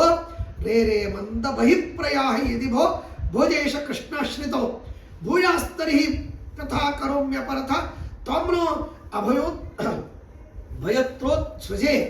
ಹಾಗೆ ಕಂಸ ಹೇಳ್ತಾನಂತೆ, ನೀನು ನನ್ನ ಒಳಗೆ ಇದ್ದಿ ಅಂತ ನೀನು ಬದುಕೊಂಡಿ, ನನ್ನನ್ನು ಬಿಟ್ಟು ಹೋಗು, ಕೃಷ್ಣನ ಆಶ್ರಯಿಸಿ ನಿನ್ನ ಕೊಂದಾಕ್ತೀನಿ ಅಂತ. ಅದಕ್ಕೆ ಭಯ ಅಂತದೆ, ಅಲ್ಲೋ ನಿನ್ನಂಥವರನ್ನ ಆಶ್ರಯಿಸುವುದಕ್ಕಾಗಿ ಕೃಷ್ಣ ನನ್ನನ್ನು ಕೊಟ್ಟು ಕಳಿಸಿದ್ದ, ನಿಮ್ಮನ್ನು ಬಿಟ್ಟು ಬೇರೆ ಎಲ್ಲಿ ಹೋಗ್ಬೇಕು ನಾವು? ಧೈರ್ಯವಂತರ ಹತ್ರ ಭಯ ಇರುವುದಿಲ್ಲ. ಹಾಗಾಗಿ ಕೃಷ್ಣ ಜಗದೊಡೆಯ, ಎಂತೆಂಥ ದೇವತೆಗಳು ವರವನ್ನು ಕೊಟ್ಟ ದೈತ್ಯರನ್ನು ಸಂಹಾರ ಮಾಡಿದ್ದಾನೆ ಪರಮಾತ್ಮ. ಅವನಿಗೆ ಯಾರೂ ಅದಿರೋದಿಲ್ಲ, ಅವನು ಅತ್ಯಂತ ಧೈರ್ಯಶಾಲಿಯಾಗಿರ್ತಕ್ಕಂಥವನು. ಅಂಥವ್ರ ಹತ್ರ ಹೋಗಿ ನಾನಿರ್ಲಿಕ್ಕಾಗತ್ತಾ? ಎಲ್ಲಿ ಧೈರ್ಯ ಇರ್ತದೆ ಅಲ್ಲಿ ಭಯ ಇರುವುದಿಲ್ಲ, ಎಲ್ಲಿ ಭಯ ಇರ್ತದೆ ಅಲ್ಲಿ ಧೈರ್ಯ ಇರುವುದಿಲ್ಲ. ಹಾಗಾಗಿ ನಿನ್ನಲ್ಲಿ ಬಂದು ಆಶ್ರಯಿಸುವುದು ಯಾಕೆ ಅಂದರೆ ನೀನು ಚೆನ್ನಾಗಿ ನನ್ನನ್ನು ಉಪಚಾರ ಮಾಡ್ತೀಯ ಅಂತ ಅನ್ನೋದಕ್ಕಾಗಿ ಅಂತ ಭಯ ಹೇಳುತ್ತಂತೆ. ಶಂಭುಂ ಸಂಭಯ ಪದ್ಮಯೋನಿಮಥವ ಚಂದ್ರೇಂದ್ರವಿಂದ್ರಾದಿಕಾನ್ ಸ್ವರ್ಗಂ ಗಚ್ಚ ತಮೋವ್ರಜ ಪ್ರವಿಶವ ಪಾತಾಳಮತ್ರೈವ ವಾ ರಕ್ಷಾಂ ಭಿತ್ತಿ ಸಹಸ್ರವಾರಿಧಿ ಮಹಾ ಶೈಲಜ್ವಲತ್ಪಾವಕೈಃ ಕೃತ್ವಾ ತಿಷ್ಠ ತಥಾಪಿ ಕೃಷ್ಣವಿಮತಂ ತ್ಯಕ್ಷಾಮಿ ನ ತ್ವಾಮಹಂ. ನೀನು ನನ್ನಿಂದ ಭಯದಿಂದ ಭಯಪಟ್ಟು ನೀನು ದೂರ ಓಡಿ ಹೋಗ್ತೀನಿ ಅಂತಂದರೆ ನಿನ್ನನ್ನು ನಾನು ಬಿಡುವುದಿಲ್ಲ. ಸ್ವರ್ಗಕ್ಕೆ ಹೋಗು, ನರಕಕ್ಕೆ ಹೋಗು, ತಮಸ್ಸಿಗೆ ಹೋಗು, ರುದ್ರದೇವರನ್ನ, ಬ್ರಹ್ಮದೇವರನ್ನ, ಇಂದ್ರಾದಿ ದೇವತೆಗಳನ್ನು ಆಶ್ರಯಿಸು, ಎಲ್ಲೇ ಹೋಗು. ಅಥವಾ ಸುತ್ತಮುತ್ತಲೂ ಅನೇಕ ಸೈನ್ಯವನ್ನು ನೀನು ಇಡು, ಬೇರೆ ಬೇರೆ ವಿಧವಾದ ರಕ್ಷಣೆಗಳನ್ನು ಮಾಡಿಕೊ, ಮಂತ್ರಮೂಲಗಳಿಂದಾಗಿ ಮತ್ತೇನಪ್ಪ ಅಂದರೆ ನಿನ್ನ ರಕ್ಷಣೆ ಮಾಡಿಕೊ. ಏನು ಮಾಡಿದರೂ ನಿನ್ನನ್ನು ನಾನು ಬಿಡುವುದಿಲ್ಲ, ನಿನ್ನನ್ನು ಬೆನ್ನ ಹತ್ತಿನ. ಹಾಗಾಗಿ ಕೃಷ್ಣ ವಿಮತಂ ತ್ಯಕ್ಷ, ನೀನು ಕೃಷ್ಣನಿಗೆ ವಿರುದ್ಧವಾಗಿರ್ತಕ್ಕಂಥವನು. ಹಾಗಾಗಿ ನಿನ್ನನ್ನು ನಾನು ಎಂದೂ ಬಿಡುವುದಿಲ್ಲ. ನೀನು ಕೃಷ್ಣನ ಹತ್ತಿರ ಬಾ, ಕೃಷ್ಣನ ಶರಣು ಹೋಗು, ನಿನ್ನಿಂದ ನಾನು ದೂರ ಆಗಿ. ಇದರಿಂದ ನಮಗೆ ವಾದಿರಾಜ ಸ್ವಾಮಿಗಳು ತಿಳಿಸಿಕೊಡ್ತಾರೆ, ಭಗವಂತನನ್ನು ನಾವು ಆಶ್ರಯಿಸದೇ ಇದ್ದರೆ ನಮಗೆ ಭಯ ಅಂತನ್ನೋದು ಕಟ್ಟಿಟ್ಟ ಬುತ್ತಿ. ಹಾಗಾಗಿ ನಾವು ಎಂದಿಗೂ ಪರಮಾತ್ಮನ ಆಶ್ರಯವನ್ನು ಬಿಡಬಾರದು. ಯುದ್ಧಾರ್ಥಂ ನ ಕದಾಪಿ ಗಚ್ಚತಿ ಗತೋ ಯೋಜಸ್ವಿನಾಂ ಪೃಷ್ಠತಃ ತಿಷ್ಠತ್ಯನ್ಯಮವೇಕ್ಷ್ಯ ಶಸ್ತ್ರಣಿಕರಂ ಪೃಥ್ವ್ಯಾಂ ಕ್ಷಣೇನೋಜ್ಜತಿ ಶತ್ರುಂ ಸ್ತೌತಿ ತೃಣಾಂಗುಲೀದಲಮದಂ ಕಂಪೀಪತಂ ಧಾವತಿ ಸ್ತಬ್ಧೇತ್ತಂ ಬಹುಲೋಕ ನಿಂದಿತ ದಶಾಂ ಸಂಪ್ರಾಪಯಿಷ್ಯಾಮ್ಯಹಂ. ಆಗ ಭಯ ಹೇಳುತ್ತಂತೆ, ನನ್ನಿಂದ ಏನೇನು ಕೆಲಸ ಆಗುತ್ತೆ ಜಗತ್ತಿನಲ್ಲಿ ಅಂದರೆ ಭಯದಿಂದ ಮನುಷ್ಯ ಎಂದೆಂದಿಗೂ ಯುದ್ಧಕ್ಕೆ ಹೋಗುವುದಿಲ್ಲ, ಎಂದಿಗೂ ಯುದ್ಧಕ್ಕೆ ಹೋಗುವುದಿಲ್ಲ. ನೀನು ಹೋಗು ಇನ್ನೊಬ್ಬರು ಮುಂದೆ ಕಳಿಸ್ತಾನೆ ಹೊರತು ತಾನು ಮುಂದೆ ಬರುವುದಿಲ್ಲ. ಆಮೇಲೆ ಹೋದರೂ ಕೂಡ ತಾನು ಯಾರು ಬಲಿಷ್ಠರಿರ್ತಾರೆ ಅವ್ರ ಬೆನ್ನಿಂದ ಹೋಗ್ತಾನೆ ಯುದ್ಧಕ್ಕೆ, ಅವ್ರ ಮುಂದೆ ಮಾಡಿಕೊಂಡು ಅವ್ರ ಹಿಂದೆ ಬೆನ್ನಿಂದ ಹೋಗ್ತಾನೆ. ನಿಂದಿರ್ತಾನೆ ಅಂದರೆ ಶಸ್ತ್ರಣಿಕರಂ, ತಾನು ಶಸ್ತ್ರಾಸ್ತ್ರಗಳನ್ನು ಹಿಡಿದುಕೊಂಡರೂ ಕೂಡ ಕೈ ಗಡಗಡ ನಡುಗ್ತಾ ಇರ್ತಾರೆ ಹೀಗೆ. ಆಮೇಲೆ ಅದನ್ನು ಹಿಡಿದುಕೊಂಡ್ರೂ ಬಹಳ ತನಕ ಹಿಡ್ಕೊಳ್ಳಿಕ್ಕೆ ಆಗುವುದಿಲ್ಲ, ಬಿದ್ದು ಹೋಗ್ಬಿಡುತ್ತೆ ಕೈಯೊಳಗೆ ಹೀಗೆ. ಆಮೇಲೆ ಆ ಮನಸ್ಸಿನಲ್ಲಿ ಆ ಶತ್ರುಗಳ ಸ್ತೋತ್ರ ಪ್ರಾರಂಭ ಆಗುತ್ತೆ. ಓ ಅವನು ಭಾರಿ ಬಲಿಷ್ಠ ಇದ್ದಾನೆ, ಅವನ ಜೋಡಿ ನಾನು ಹೇಗೆ ಯುದ್ಧ ಆಡಬೇಕು ಅನ್ನುವ ರೀತಿಯಲ್ಲಿ ಮನಸ್ಸಿನಲ್ಲಿ ಶತ್ರುಗಳ ಸ್ತೋತ್ರ ಪ್ರಾರಂಭ ಆಗಿಬಿಡ್ತದೆ. ಭಯದಿಂದ ಇವೆಲ್ಲ ಆಗುವಂಥ ಲಕ್ಷಣಗಳು. ಹಾಗಾಗಿ ಅದರಿಂದ ಕಂಪನಗಳು ಶುರುವಾಗುತ್ತೆ, ಓಡ್ತಾನೆ. ಹೀಗೆ ಅನೇಕ ವಿಧವಾದ ಜಗತ್ತಿನಲ್ಲಿ ನಿಂದಿತವಾಗುವಂತಹ ಕರ್ಮಗಳು ನನ್ನಿಂದ ಆಗುತ್ತೆ. ಹಾಗಾಗಿ ನಿನಗಂಥದ್ದಾಗತ್ತೆ. ಗಾಥಾ ತಿಷ್ಠತು ಭೂಪ ಸಂಪ್ರತಿ ಭವಾನ್ ನಿದ್ರಾತಿ ಕಿಂ ನಿದ್ರಿತಃ. ಒಂದು ವೇಳೆ ನಿನಗೆ ಭಯ ಇಲ್ಲ ಅಂತ ಹೇಳ್ತೀಯಲ್ಲಪ್ಪ, ಹಾಗಾದರೆ ಭಯ ಇಲ್ಲ ಅಂದರೆ ಮತ್ತೆ ನೀನು ಇನ್ನೂ ಯಾಕೆ ಮಲ್ಕೊಂಡಿಲ್ಲ? ರಾತ್ರಿ 12 ಗಂಟೆ ಆಯಿತು, ಎದ್ದಿದ್ದಿದ್ರೆ ನಿನಗೆ ಭಯ ಇದೆ ಅಂತ ಸ್ಪಷ್ಟವಾಗಿ ಗೊತ್ತಾಗತ್ತೆ. ಸ್ವಪ್ನಂ ಶೋಭನಮೇವ ಪಶ್ಯತಿ ರಿಪುಂ ಕಿಮ್ನಾನಿ ಶಂಶಂಕತೆ. ಹೋಗ್ಲಿ, ನಿದ್ರೆ ಬಂದಾಗ ಕನಿಷ್ಠ ಸ್ವಪ್ನ ನೋಡ್ತೀನಿ ಅಂದರೆ ಆ ಸ್ವಪ್ನದೊಳಗೂ ಏನಾದರೂ ಮಂಗಲಕರವನ್ನು ನೋಡ್ತೀನಿ ಅಂತನ್ನೋ ಅಪೇಕ್ಷೆ ಇಲ್ಲ. ಎಲ್ಲಿ ಕೃಷ್ಣ ಬಂದು ಕೊಲ್ತಾನೆ ಅನ್ನುವ ಕನಸನ್ನೇ ನೀನು ಕಾಣ್ತಿ, ಕನಸದೊಳಗೂ ಅದೇ ಬರ್ತದೆ. ಹಾಗಾಗಿ ಧೈರ್ಯಂ ಕಿಂ ಹೃದಯ ಸಂದದಾತ್ಯನುಚರಾನ್ ಧೀರಾನ್ ಕಿಂ ಉದ್ವೇಕ್ಷತೆ. ಹಾಗಾಗಿ ನಿನ್ನಲ್ಲಿ ಒಂದು ವೇಳೆ ಧೈರ್ಯ ಇತ್ತು ಅಂದರೆ ನನಗೆ ಅಂಥವ್ರು ರಕ್ಷಕರಿದ್ದಾರೆ ಇಂಥವ್ರು ರಕ್ಷಕರಿದ್ದಾರೆ ಅಂತ ಇನ್ನೊಬ್ಬರ ಮೇಲೆ ಯಾಕೆ ಹಾಕ್ತೀನಿ, ನಾನೇ ಇದ್ದೀನಿ ಸಾಕು ಅಂತ ಹೇಳ್ಬೋದಾಗಿತ್ತಲ್ಲ. ಹಾಗಾಗಿ ಹೇಗೆ ಹೇಳ್ತಾರೆ, ನನಗೆ ಇಂಥವ್ರು ರಕ್ಷಕರಿದ್ದಾರೆ, ಮಲ್ಲರಿದ್ದಾರೆ, ಆನೆ ಇದೆ, ಹಾಗಿದೆ ಹೀಗಿದೆ. ಹಾಗಾಗಿ ಇದೆಲ್ಲ ಸ್ವೈರಂ ಮದ್ವಶಮಾನಸಸ್ಯ ಭವತಃ ಸೌಖ್ಯಂ ಕ್ವ ಸೌಖ್ಯಾರ್ಥಿನಃ. ಹಾಗಾಗಿ ನಾನು ಎಲ್ಲಿ ಇರ್ತೇನೆ ಅಲ್ಲಿ ಎಂದಿಗೂ ಸುಖ ಇರುವುದಿಲ್ಲ. ಕಂಸ ತಿಳ್ಕೊ, ಭಯ ಎಲ್ಲಿರ್ತದೆ ಅಲ್ಲಿ ಸುಖಕ್ಕೆ ಆಶ್ರಯವೇ ಇಲ್ಲ. ಇತ್ತಂ ಸಾತ್ವಸ ಸಂದಿಗ್ಧ ಬುದ್ಧಿರ್ನಿದ್ರಾಂ ನ ಸೋದ್ಯಗ. ಹೀಗೆ ಆ ಭಯದ ಜೊತೆಗೆ ತಾನು ಮಾತಾಡಿದರಂತೆ. ಆ ಭಯದ ದೂತ, ಕೃಷ್ಣನ ದೂತ ಭಯ ಬಂದು ಹೀಗೆ ಅವನ ಜೊತೆಗೆ ಮಾತಾಡಿದಂತೆ ಅವನಿಗೆ ಭಾಸವಾಗಿ ಇಡೀ ರಾತ್ರಿ ನಿದ್ದೆ ಮಾಡಿಲ್ಲ. ಲಬ್ಧ ನಿದ್ರೋಪಿ ದುಸ್ವಪ್ನೈ ಸ್ಪರ್ಧೋನ್ನದ್ಧೋ ವ್ಯಬೋಧ್ಯತ. ಏನೋ ಕಷ್ಟಪಟ್ಟು ಬಹಳ ಮಾತಾಡಿ ಆಯಾಸದಿಂದ ಹೀಗೆ ನಿದ್ರೆ ಹತ್ತಿದ್ರೆ ಕೆಟ್ಟ ಸ್ವಪ್ನದಿಂದ ಮತ್ತೆ ಎಚ್ಚರಾಗಿ ಬಿಡ್ತಿತ್ತಂತವನು. ಹೀಗೆ ಆ ರೀತಿಯಲ್ಲಿ ಆಗೋಯ್ತು. ತತಸ್ತಮಿಸ್ತ್ರಂ ಪರಿಹರ್ತು ಮರ್ಕ ಸಮಾಸಸಾದಬ್ರಗ ರಾಜಮಾರ್ಗಂ ಅತಸ್ತಮಿಶ್ರಂ ಸ್ವಕರೈ ಜಿಹೀರ್ಷು ಹರಿಶ್ಚ ಗೋಪೈ ಸಹ ರಾಜಮಾರ್ಗಂ.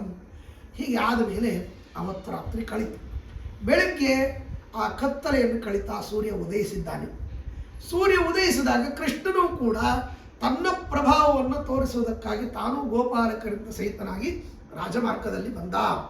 ಗಚ್ಚನ್ ವಿಲೋಕ್ಯ ಗಜಗಮ್ಯ ಗತಿಸ್ತರಂಗ ದ್ವಾರಿಸ್ಥಿತೇ ಭವತಃ ಹಸ್ತಿಪಮಿತ್ಯವೋಚತ. ಆ ರಂಗಮಂಟಪಕ್ಕೆ ಹೋಗುವಾಗ ಮಧ್ಯದಲ್ಲಿ ಕೋಲಯಾಪೀಡ ಅಂತ ಒಂದು ಆನೆಯನ್ನು ನಿಲ್ಲಿಸಿದ್ದ ಮಾವುತ. ಅದನ್ನು ಪಕ್ಕಕ್ಕೆ ಸರಿಸು, ನಾವು ಒಳಗೆ ಹೋಗಬೇಕು ಅಂತ ಹೇಳಿದರೆ ಅವನು ಸರಿಸಲಿಲ್ಲ. ಓ ತಿಷ್ಟ ತಿಷ್ಟ ವನವಾಸಿ ಜನೈಕ ಮಾನ್ಯ ಪ್ರೌಢಿರ್ಬಲಂ ಕುಶಲಮಸ್ತಿ ನತಾದೃಶಂತೆ ಯಾದೃಗ್ವಿದಗ್ಧ ಪುರವಾಸಿ ಜನೇಶು ಶತ್ರು ಸಂದರ್ಭ ಕೇಸರಿ ಸಮೇಶು ಜಿತಶ್ರಮೇಶು. ಹಾಗೆ ಪರಮಾತ್ಮ ಹೇಳ್ತಾನೆ, ಏನಪ್ಪ ನಿನಗೆ ಒಳ್ಳೆ ಮಾತಿನಿಂದ ಹೇಳಿದ್ರೆ ಕೇಳೋದಿಲ್ಲಲ್ಲ ನೀನು, ನಿನಗೆ ವ್ಯವಸ್ಥೆ ಮಾಡ್ತೀನಿ. ಎಂದಿಗೂ ಕೂಡ ಮತ್ತು ಸಾಮಾನ್ಯ ವ್ಯಕ್ತಿಗಳಿಗೆ ಮೃತ್ಯು ಹತ್ತಿರ ಬಂದಾಗ ಒಳ್ಳೆ ಮಾತುಗಳು ಹಿಡಿಸೋದಿಲ್ಲ. ಹಾಗಾಗಿ ಆ ದುರ್ಯೋಧನನಿಗೂ ಕೂಡ ಈ ಮಾತನ್ನು ಭೀಷ್ಮಾಚಾರ್ಯ ಹೇಳ್ತಾರೆ. ಭೀಷ್ಮಾಚಾರ್ಯ, ದ್ರೋಣಾಚಾರ್ಯ, ಅಶ್ವತ್ಥಾಮಾಚಾರ್ಯ ಅವರೆಲ್ಲ ಹೇಳ್ತಾರೆ, ವಿದುರ ಹೇಳ್ತಾರೆ, ಮೃತ್ಯು ಹತ್ತಿರ ಬಂದ ವ್ಯಕ್ತಿಗಳಿಗೆ ಹಿತವಾಕ್ಯಗಳು ರುಚಿಸೋದಿಲ್ಲ. ಹಾಗೆ ಮತ್ತೆ ಏನಪ್ಪ ಅಂದ್ರೆ, ನಿನಗೆ ಮೃತ್ಯು ಹತ್ತಿರ ಬಂದಿದೆ, ನನ್ನ ಮಾತನ್ನು ಕೇಳ್ತಾ ಇಲ್ಲ ಅಂದರೆ ಅದಕ್ಕೆ ಅವರಂತಾನೆ, ಹುಚ್ಚ ಗೊಲ್ಲ, ನೀನು ಕಾಡಿನಲ್ಲಿ ವಾಸುವಂಥವರು, ನಿಮಗೆ ಮತ್ತೆ ಏನಪ್ಪ ಅಂದ್ರೆ ಮಾನ ಕೊಡಬೇಕಾ, ಮರ್ಯಾದೆ ಕೊಡಬೇಕಾ, ನಿಮ್ಮ ಮಾತನ್ನು ನಾನು ಕೇಳಬೇಕಾ, ಆನೆಯನ್ನು ಸರಿಸ್ಬೇಕಾ ಅಂತ ಹೇಳಿ ಪರಮಾತ್ಮನನ್ನು ಬೈದ. ಆಗ ಅವನು ಹೇಳ್ತಾನೆ, ಪಟ್ಟಣದಲ್ಲಿ ಇರತಕ್ಕಂಥವರು ಸಿಂಹಗಳನ್ನು ಬೇಟೆಯಾಡ್ತಾರೆ, ನೀವು ವನದಲ್ಲಿ ವಾಸ ಮಾಡೋರು, ನಿಮಗೆಲ್ಲಿ ಸಿಂಹದ ಜೊತೆಗೆ ಬೇಟೆಯಾಡಲಿಕ್ಕೆ ಬರ್ತದೆ, ಹಾಗೆ ಹೀಗೆ ಅಂತೆಲ್ಲ ಮಾತಾಡಿದ. ಆಗ ಪರಮಾತ್ಮ ಅಂತಾನೆ, ಪ್ರೌಢಿಂ ವಿಚಾರಯತ ಮಂದಮತಿ ಸ್ವಹಸ್ತಿ. ಹುಚ್ಚ, ಬಲದ ಸಾಮರ್ಥ್ಯದಲ್ಲಿ ವಿಷಯದಲ್ಲಿ ನನ್ನ ಜೊತೆಗೆ ನೀನು ಮಾತಾಡ್ತಾ ಇದ್ದೀಯಾ, ಪ್ರೌಢಿಮೆ ಯಾರಿಗಿದೆ ಅಂತ ತೋರಿಸ್ತೀನಿ ನೋಡು ಅಂತ ಹೇಳಿ ಪರಮಾತ್ಮ ಆ ಆನೆಯ ಜೊತೆಗೆ ಯುದ್ಧವಾಡಿ ಅದರ ಹಲ್ಲನ್ನು ಮುರಿದು ಆ ಹಲ್ಲಿನಿಂದಲೇ ಆನೆಯನ್ನು ಕೆಡವಿ ಅದನ್ನು ಮತ್ತೆ ಅಂತಂದರೆ ಸಂಹಾರ ಮಾಡಿ ಆ ಮಾವುತರನ್ನು ಸಂಹಾರ ಮಾಡಿಬಿಟ್ಟಿದ್ದಾನೆ. ಹೀಗೆ ಪಾದಪ್ರಹಾರ ವಿವಶಕ್ಕಿಲ ವಾರಣೋಸೌ ಕುರುನ್ಪಪಾತ ಭುವಿ ನಾಮ ಗುಣಾನುಕೂಲಂ ತಸ್ಯಾಂಗ್ರಿ ಸಂಗಿ ಸಹಜಾಂಕುಶ ರಮ್ಯ ರೇಖಾ ಶಂಕೀವ ಕಂಪಿತ ಮಹೀಧರ ಭೂಪ್ರದೇಶ. ಆ ಪರಮಾತ್ಮನ ಪಾದದ ಸ್ಪರ್ಶ ಮಾಡಿದ ಮಾತ್ರಕ್ಕೆ ಆನೆ ಸತ್ತೋಯ್ತು, ಆ ಮಾವುತ ಸತ್ತೋದ, ಆ ಭೂಮಿ ನಡಗಿತದ್ದು. ಹೀಗೆ ಅಂಶಸ್ಥ ದಂತ ಪರಿಶೋಭಿತ ಶಕ್ತಬಿಂದು ಆ ಆನೆ ದಂತವನ್ನು ಹಿಡಿದುಕೊಂಡು ಅದರಿಂದೇ ಅವನನ್ನು ಸಂಹಾರ ಮಾಡಿದ್ದ. ಬಿಳಿ ಹಲ್ಲು, ಅದಕ್ಕೆ ಕೆಂಪು ರಕ್ತ ಹತ್ತಿದೆ. ಅದನ್ನು ಒಂದನ್ನು ಬಲರಾಮದೇವರಿಗೆ ಕೊಟ್ಟ, ಒಂದನ್ನು ತಾನು ಹಿಡಿದುಕೊಂಡು ಬರ್ತಾ ಇದ್ದಾನಂತೆ. ಅದು ಹೇಗೆ ಕಾಣಿಸ್ತಾ ಇತ್ತು ಅಂದರೆ, ರಕ್ಷೋ ವಿದಾರಣ ವಿಲಾಸ ದತಾಂತಮಾನ ವಕ್ಷಸ್ಥಲ ಅದ್ಭುತ ನರಸಿಂಹ ಇವದ್ವಿಪಾರಿಹಿ. ಆ ಪರಮಾತ್ಮ ನರಸಿಂಹ ಅವತಾರ ಆದಾಗ ಕರಳಿನ ಮಾಲೆಯನ್ನು ಕೊರಳಲ್ಲಿ ಹಾಕ್ಕೊಂಡಿದ್ದ, ಕೆಂಪು ಮಾಲೆಗಳು.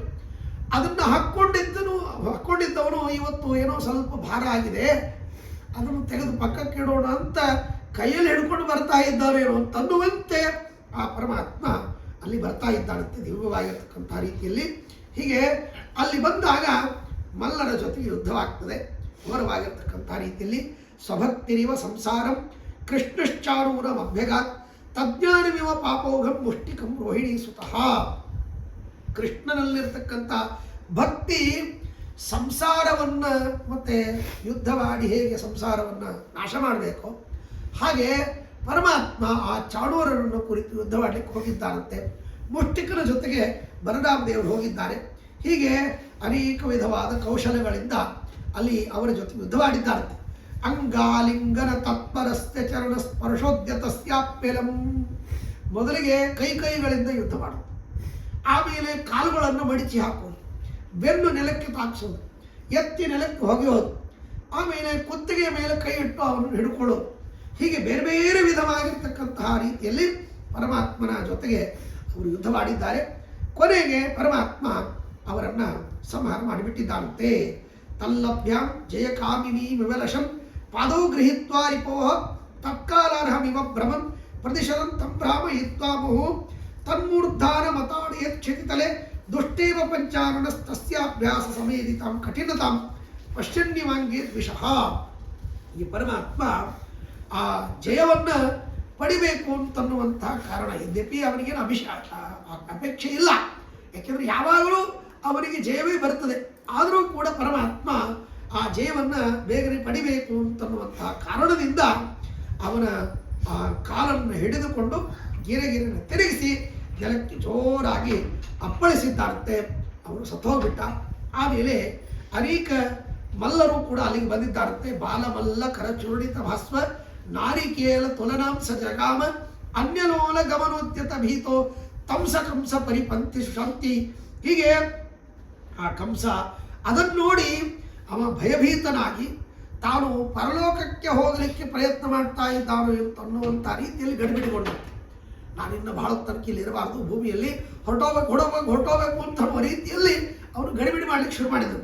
ಹೀಗೆ ಆ ರೀತಿಯಲ್ಲಿ ಪರಮಾತ್ಮ ಅವನು ಪರಲೋಕಕ್ಕೆ ಹೋಗುವ ಮಾರ್ಗ ನಿರ್ವಿಘ್ನವಾಗಿ ಆಗಬೇಕು ಅಂತನ್ನೋದಕ್ಕಾಗಿ, ಮತ್ತು ಸಾಮಾನ್ಯವಾಗಿ ಯಾತ್ರೆ ಕೈಗೊಂಡಾಗ ತೆಂಗಿನಕಾಯಿ ಹೊಡಿತಾರೆ. ಹಾಗೆ ಪರಮಾತ್ಮ ಈ ಕಂಸನ ಮತ್ತು ಪರಲೋಕದ ಮಾರ್ಗ ಸುಸಲಿತವಾಗಿ ಆಗಲಿ ಅಂತನ್ನೋದಕ್ಕಾಗಿ ತೆಂಗಿನಕಾಯಿ ಹೊಡೆದಂತ ಅವನು ತಲೆ ಹೊಡೆದ ಅಂತ ಅನ್ನೋ ರೀತಿಯಲ್ಲಿ ವಾದರಾಜ ಸ್ವಾಮಿಗಳು ಹೇಳ್ತಾರೆ. ಹೀಗೆ ಆ ಮಲ್ಲನ ತಲೆಯನ್ನು ಹೊಡೆದ.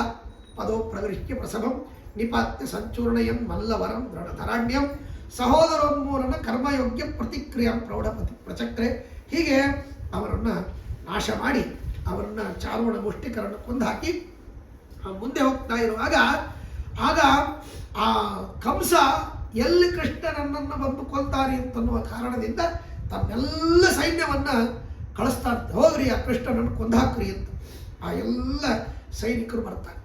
ಅವರ ಜೊತೆ ಯುದ್ಧ ಮಾಡಬೇಕಾದಾಗ ಪರಮಾತ್ಮ ಭೂಮಿ ಮೇಲೆ ನಿಂತಿದ್ದ. ಅದನ್ನು ನೋಡಿ ಇಂದ್ರದೇವರು ನಮ್ಮ ಸ್ವಾಮಿ ಭೂಮಿ ಮೇಲೆ ನಿಂತಿದ್ದಾನೆ, ಹಾಗಾಗಬಾರದು ಅಂತ ಸ್ವರ್ಗದಿಂದ ರಥವನ್ನು ಕೊಟ್ಟು ಕಳಿಸಿದಂತೆ.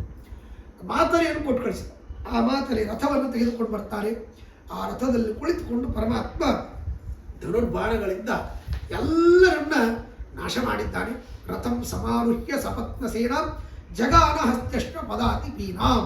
ಹೀಗೆ ಆ ಎಲ್ಲ ಸೈನಿಕರನ್ನ, ಅವರ ಆನೆಗಳು, ಕುದುರೆಗಳು, ರಥಗಳು ಎಲ್ಲರನ್ನ ಪರಮಾತ್ಮ ಕೊಂದು ಹಾಕಿಬಿಟ್ಟಿದ್ದಾನೆ. ಚಿರಂಪುರ ವೈಷ್ಣವ ಸೇವನೇನ ಮುಕುಂದ ಸಾಮೀಪ್ಯ ಫಲಂ ಪ್ರಪನ್ನ ಸಮಾತಿನಿಸ್ತಸ್ಯ ವಿಚಿತ್ರ ವೀರ್ಯಂ ಅಭುನ್ ನಿರೀಕ್ಷೋ ಅಭಯತಾಪಿ ಸೂತಃ.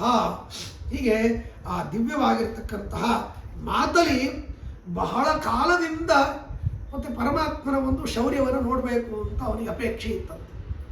ಯಾಕೆಂದರೆ ಯಾವಾಗಲೂ ನಾನು ಇಂದ್ರನ ಸಾರಥಿಯಾಗಿ ಇರ್ತೇನೆ, ಇಂದ್ರನ ತಮ್ಮನಾದ ಉಪೇಂದ್ರನ ಸಾರಥಿಯಾಗಿ ಅವನ ಸಾಮರ್ಥ್ಯವನ್ನು ಯಾವಾಗ ನೋಡಬೇಕು ಅಂಥೇಳಿ ಅವನು ಬೇಡಿಕೊಂಡಿದ್ದಂತೆ. ಆ ಪುಣ್ಯ ಇವತ್ತು ಅವನಿಗೆ ಸಿಕ್ತೋ ಏನೋ. ಪರಮಾತ್ಮ ಆ ರಥದಲ್ಲಿ ಕುಳಿತುಕೊಂಡು ಮಾತಲಿಗೆ ತನ್ನ ದಿವ್ಯವಾದ ಸಾಮರ್ಥ್ಯವನ್ನು ತೋರಿಸಿದಂತೆ. ಹೀಗೆ ಆಯಿತು, ಎಲ್ಲರನ್ನ ಸಂಹಾರ ಮಾಡಿದ್ದಾನೆ. ಆಮೇಲೆ ಪರಮಾತ್ಮ ಆ ರೀತಿ ಸಂಹಾರ ಮಾಡಿದಾಗ ಕಂಸ ಓಡ್ಲಿಕ್ಕೆ ಶುರು ಮಾಡಿ ಪರಮಾತ್ಮ ಸೀದಾ ಅವನ ಮುಂದೆ ಜಿಗಿದಿದ್ದಾನೆ. ಅವನನ್ನು ಹಿಡಿದು ನೆಲಕ್ಕೆ ಹಾಕಿ ಅವನ ಎದೆ ಮೇಲೆ ಜೋರಾಗಿ ಗುದ್ದಿದ. ಆ ಗುದ್ದಿದ ಕಾರಣದಿಂದ ಅವನು ಸತ್ತೋದಾಗ ಒಳಗೆ ಇರತಕ್ಕಂತಹ ಭೃಗು ಋಷಿಗಳಿಗೆ ಉತ್ತಮವಾಗಿರ್ತಕ್ಕಂತಹ ಸದ್ಗತಿ ಆಯಿತು. ಒಳಗಿರತಕ್ಕಂತಹ ಕಾಲನೀವಿ ಅವನಿಗೆ ಘೋರವಾಗಿರ್ತಕ್ಕಂತಹ ಮತ್ತೇನಪ್ಪ ಅಂದರೆ ತಮಸ್ಸಾಯಿತು ಅಂತನ್ನುವಂಥ ಮಾತನ್ನು ಹೇಳ್ತಾರೆ. ಸಂಚೂರ್ಣಿತಾಂಗಾನ್ ಖಚಿತ್ ಸಹತ್ವ ಛಿನ್ನಾಂಗ ಸಂಧಿವುಶ್ಚ ತಥಾ ಕಂಸಂ ಜಘಾನ ಕಾಯಂ ಪರಿರಭ್ಯದೋಭ್ಯಾಂ ಪತ್ನ್ಯಾ ರುದಂತ್ಯಾಯುವ ದರ್ಶಯಿಷ್ಯಂ. ಹೀಗೆ ಅವರನ್ನು ಕೆಳಗೆ ಹಾಕಿ ಪರಮಾತ್ಮ ಅವರನ್ನು ಕೊಂದು ಹಾಕಿದ. ಅವನ ಹೆಂಡಂದರು ಬಂದು ಆ ಗಂಡನ ದೇಹವನ್ನು ತಬ್ಬಿಕೊಂಡು ಅಳಲಿಕ್ಕೆ ಉಚಿತವಾಗಬೇಕು ಅಂತನ್ನೋದಕ್ಕಾಗಿ ಆ ದೇಹವನ್ನು ಚೂರು ಚೂರು ಮಾಡಲಿಲ್ಲಂತೆ ಪರಮಾತ್ಮ. ಹೀಗೆ ಅಸ್ಥಿ ಪ್ರಾಸ್ತಿ ಅಂತನ್ನುವಂತಹ ಜರಾಸಂಧನ ಮಕ್ಕಳು ಅವರು ಮತ್ತೆ ಅಂದರೆ ಯಮನ ಹತ್ತಿರ ಬಂದು ಆ ಶವದ ಮುಂದೆ ಕೂತ್ಕೊಂಡು ಅಳುತ್ತಾ ಇದ್ದಾರಂತೆ. ಯಮಿವೃಂದ ಮನಶ್ಚಂದ್ರ ಶ್ರಮಂ ಪರಿಹರಿನ್ನಿವ ಯಮುನಾ ಕೂಲಮಗತ್ ಅಗಮತ್ ವಿಮಲೀಕರ್ತು ಮಂಜಸ. ಹೀಗೆ ಪರಮಾತ್ಮ ಕಂಸನನ್ನು ಸಂಹಾರ ಮಾಡಿದಾಗ ದೇವತೆಗಳು ಪುಷ್ಪವೃಷ್ಟಿಯನ್ನು ಮಾಡಿದ್ದಾರೆ. ಆಮೇಲೆ ಪರಮಾತ್ಮ ಇಷ್ಟೆಲ್ಲ ಯುದ್ಧ ಮಾಡಿದ, ಕಂಸಾದಿಗಳನ್ನೆಲ್ಲ ಸಂಹಾರ ಮಾಡಿದ. ಆ ಸಂಹಾರ ಮಾಡಿದಾಗ ಯುದ್ಧ ಮಾಡುವಾಗ ಅನೇಕ ರೀತಿಯಲ್ಲಿ ಆಯಾಸವಾಯಿತು.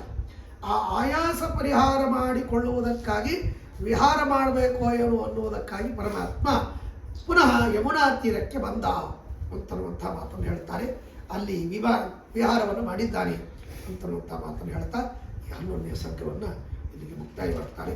ರೋಮ್ನಾಂ ಹರ್ಷಣ ಕಾರಿಣಿ ಶ್ರವಣತಃ ಪಾಪೋಗ ವಿಧ್ವಂಸಿನಿ ಪ್ರೇಮ್ಣ ಚಿಂತಯತಾಂ ವಿಚಿತ್ರ ವಿಮಲ ಶ್ಲಾಘ್ಯಾರ್ಥ ಸಂಧಾಯಿನಿ ಸಂಜಾತೆ ಭುವಿ ರುಕ್ಮಿಣೀಶ ವಿಜಯೇ ಸದ್ವಾದಿ ರಾಜೋದಿತೆ ಸಂಜಾತ ಸ್ವರ ಮಂಡಲೀಷು ಮಹಿತಃ ಸರ್ಗೋಯಂ ಏಕಾದಶಃ. ಹೀಗೆ 11ನೇ ಸರ್ಗದಲ್ಲಿ ಕಂಸನ ಸಂಹಾರದ ವಿಚಾರವನ್ನು ಹೇಳಿ ಮುಗಿಸ್ತಾರೆ. ಶ್ರೀಕೃಷ್ಣ ವಸ್ತು.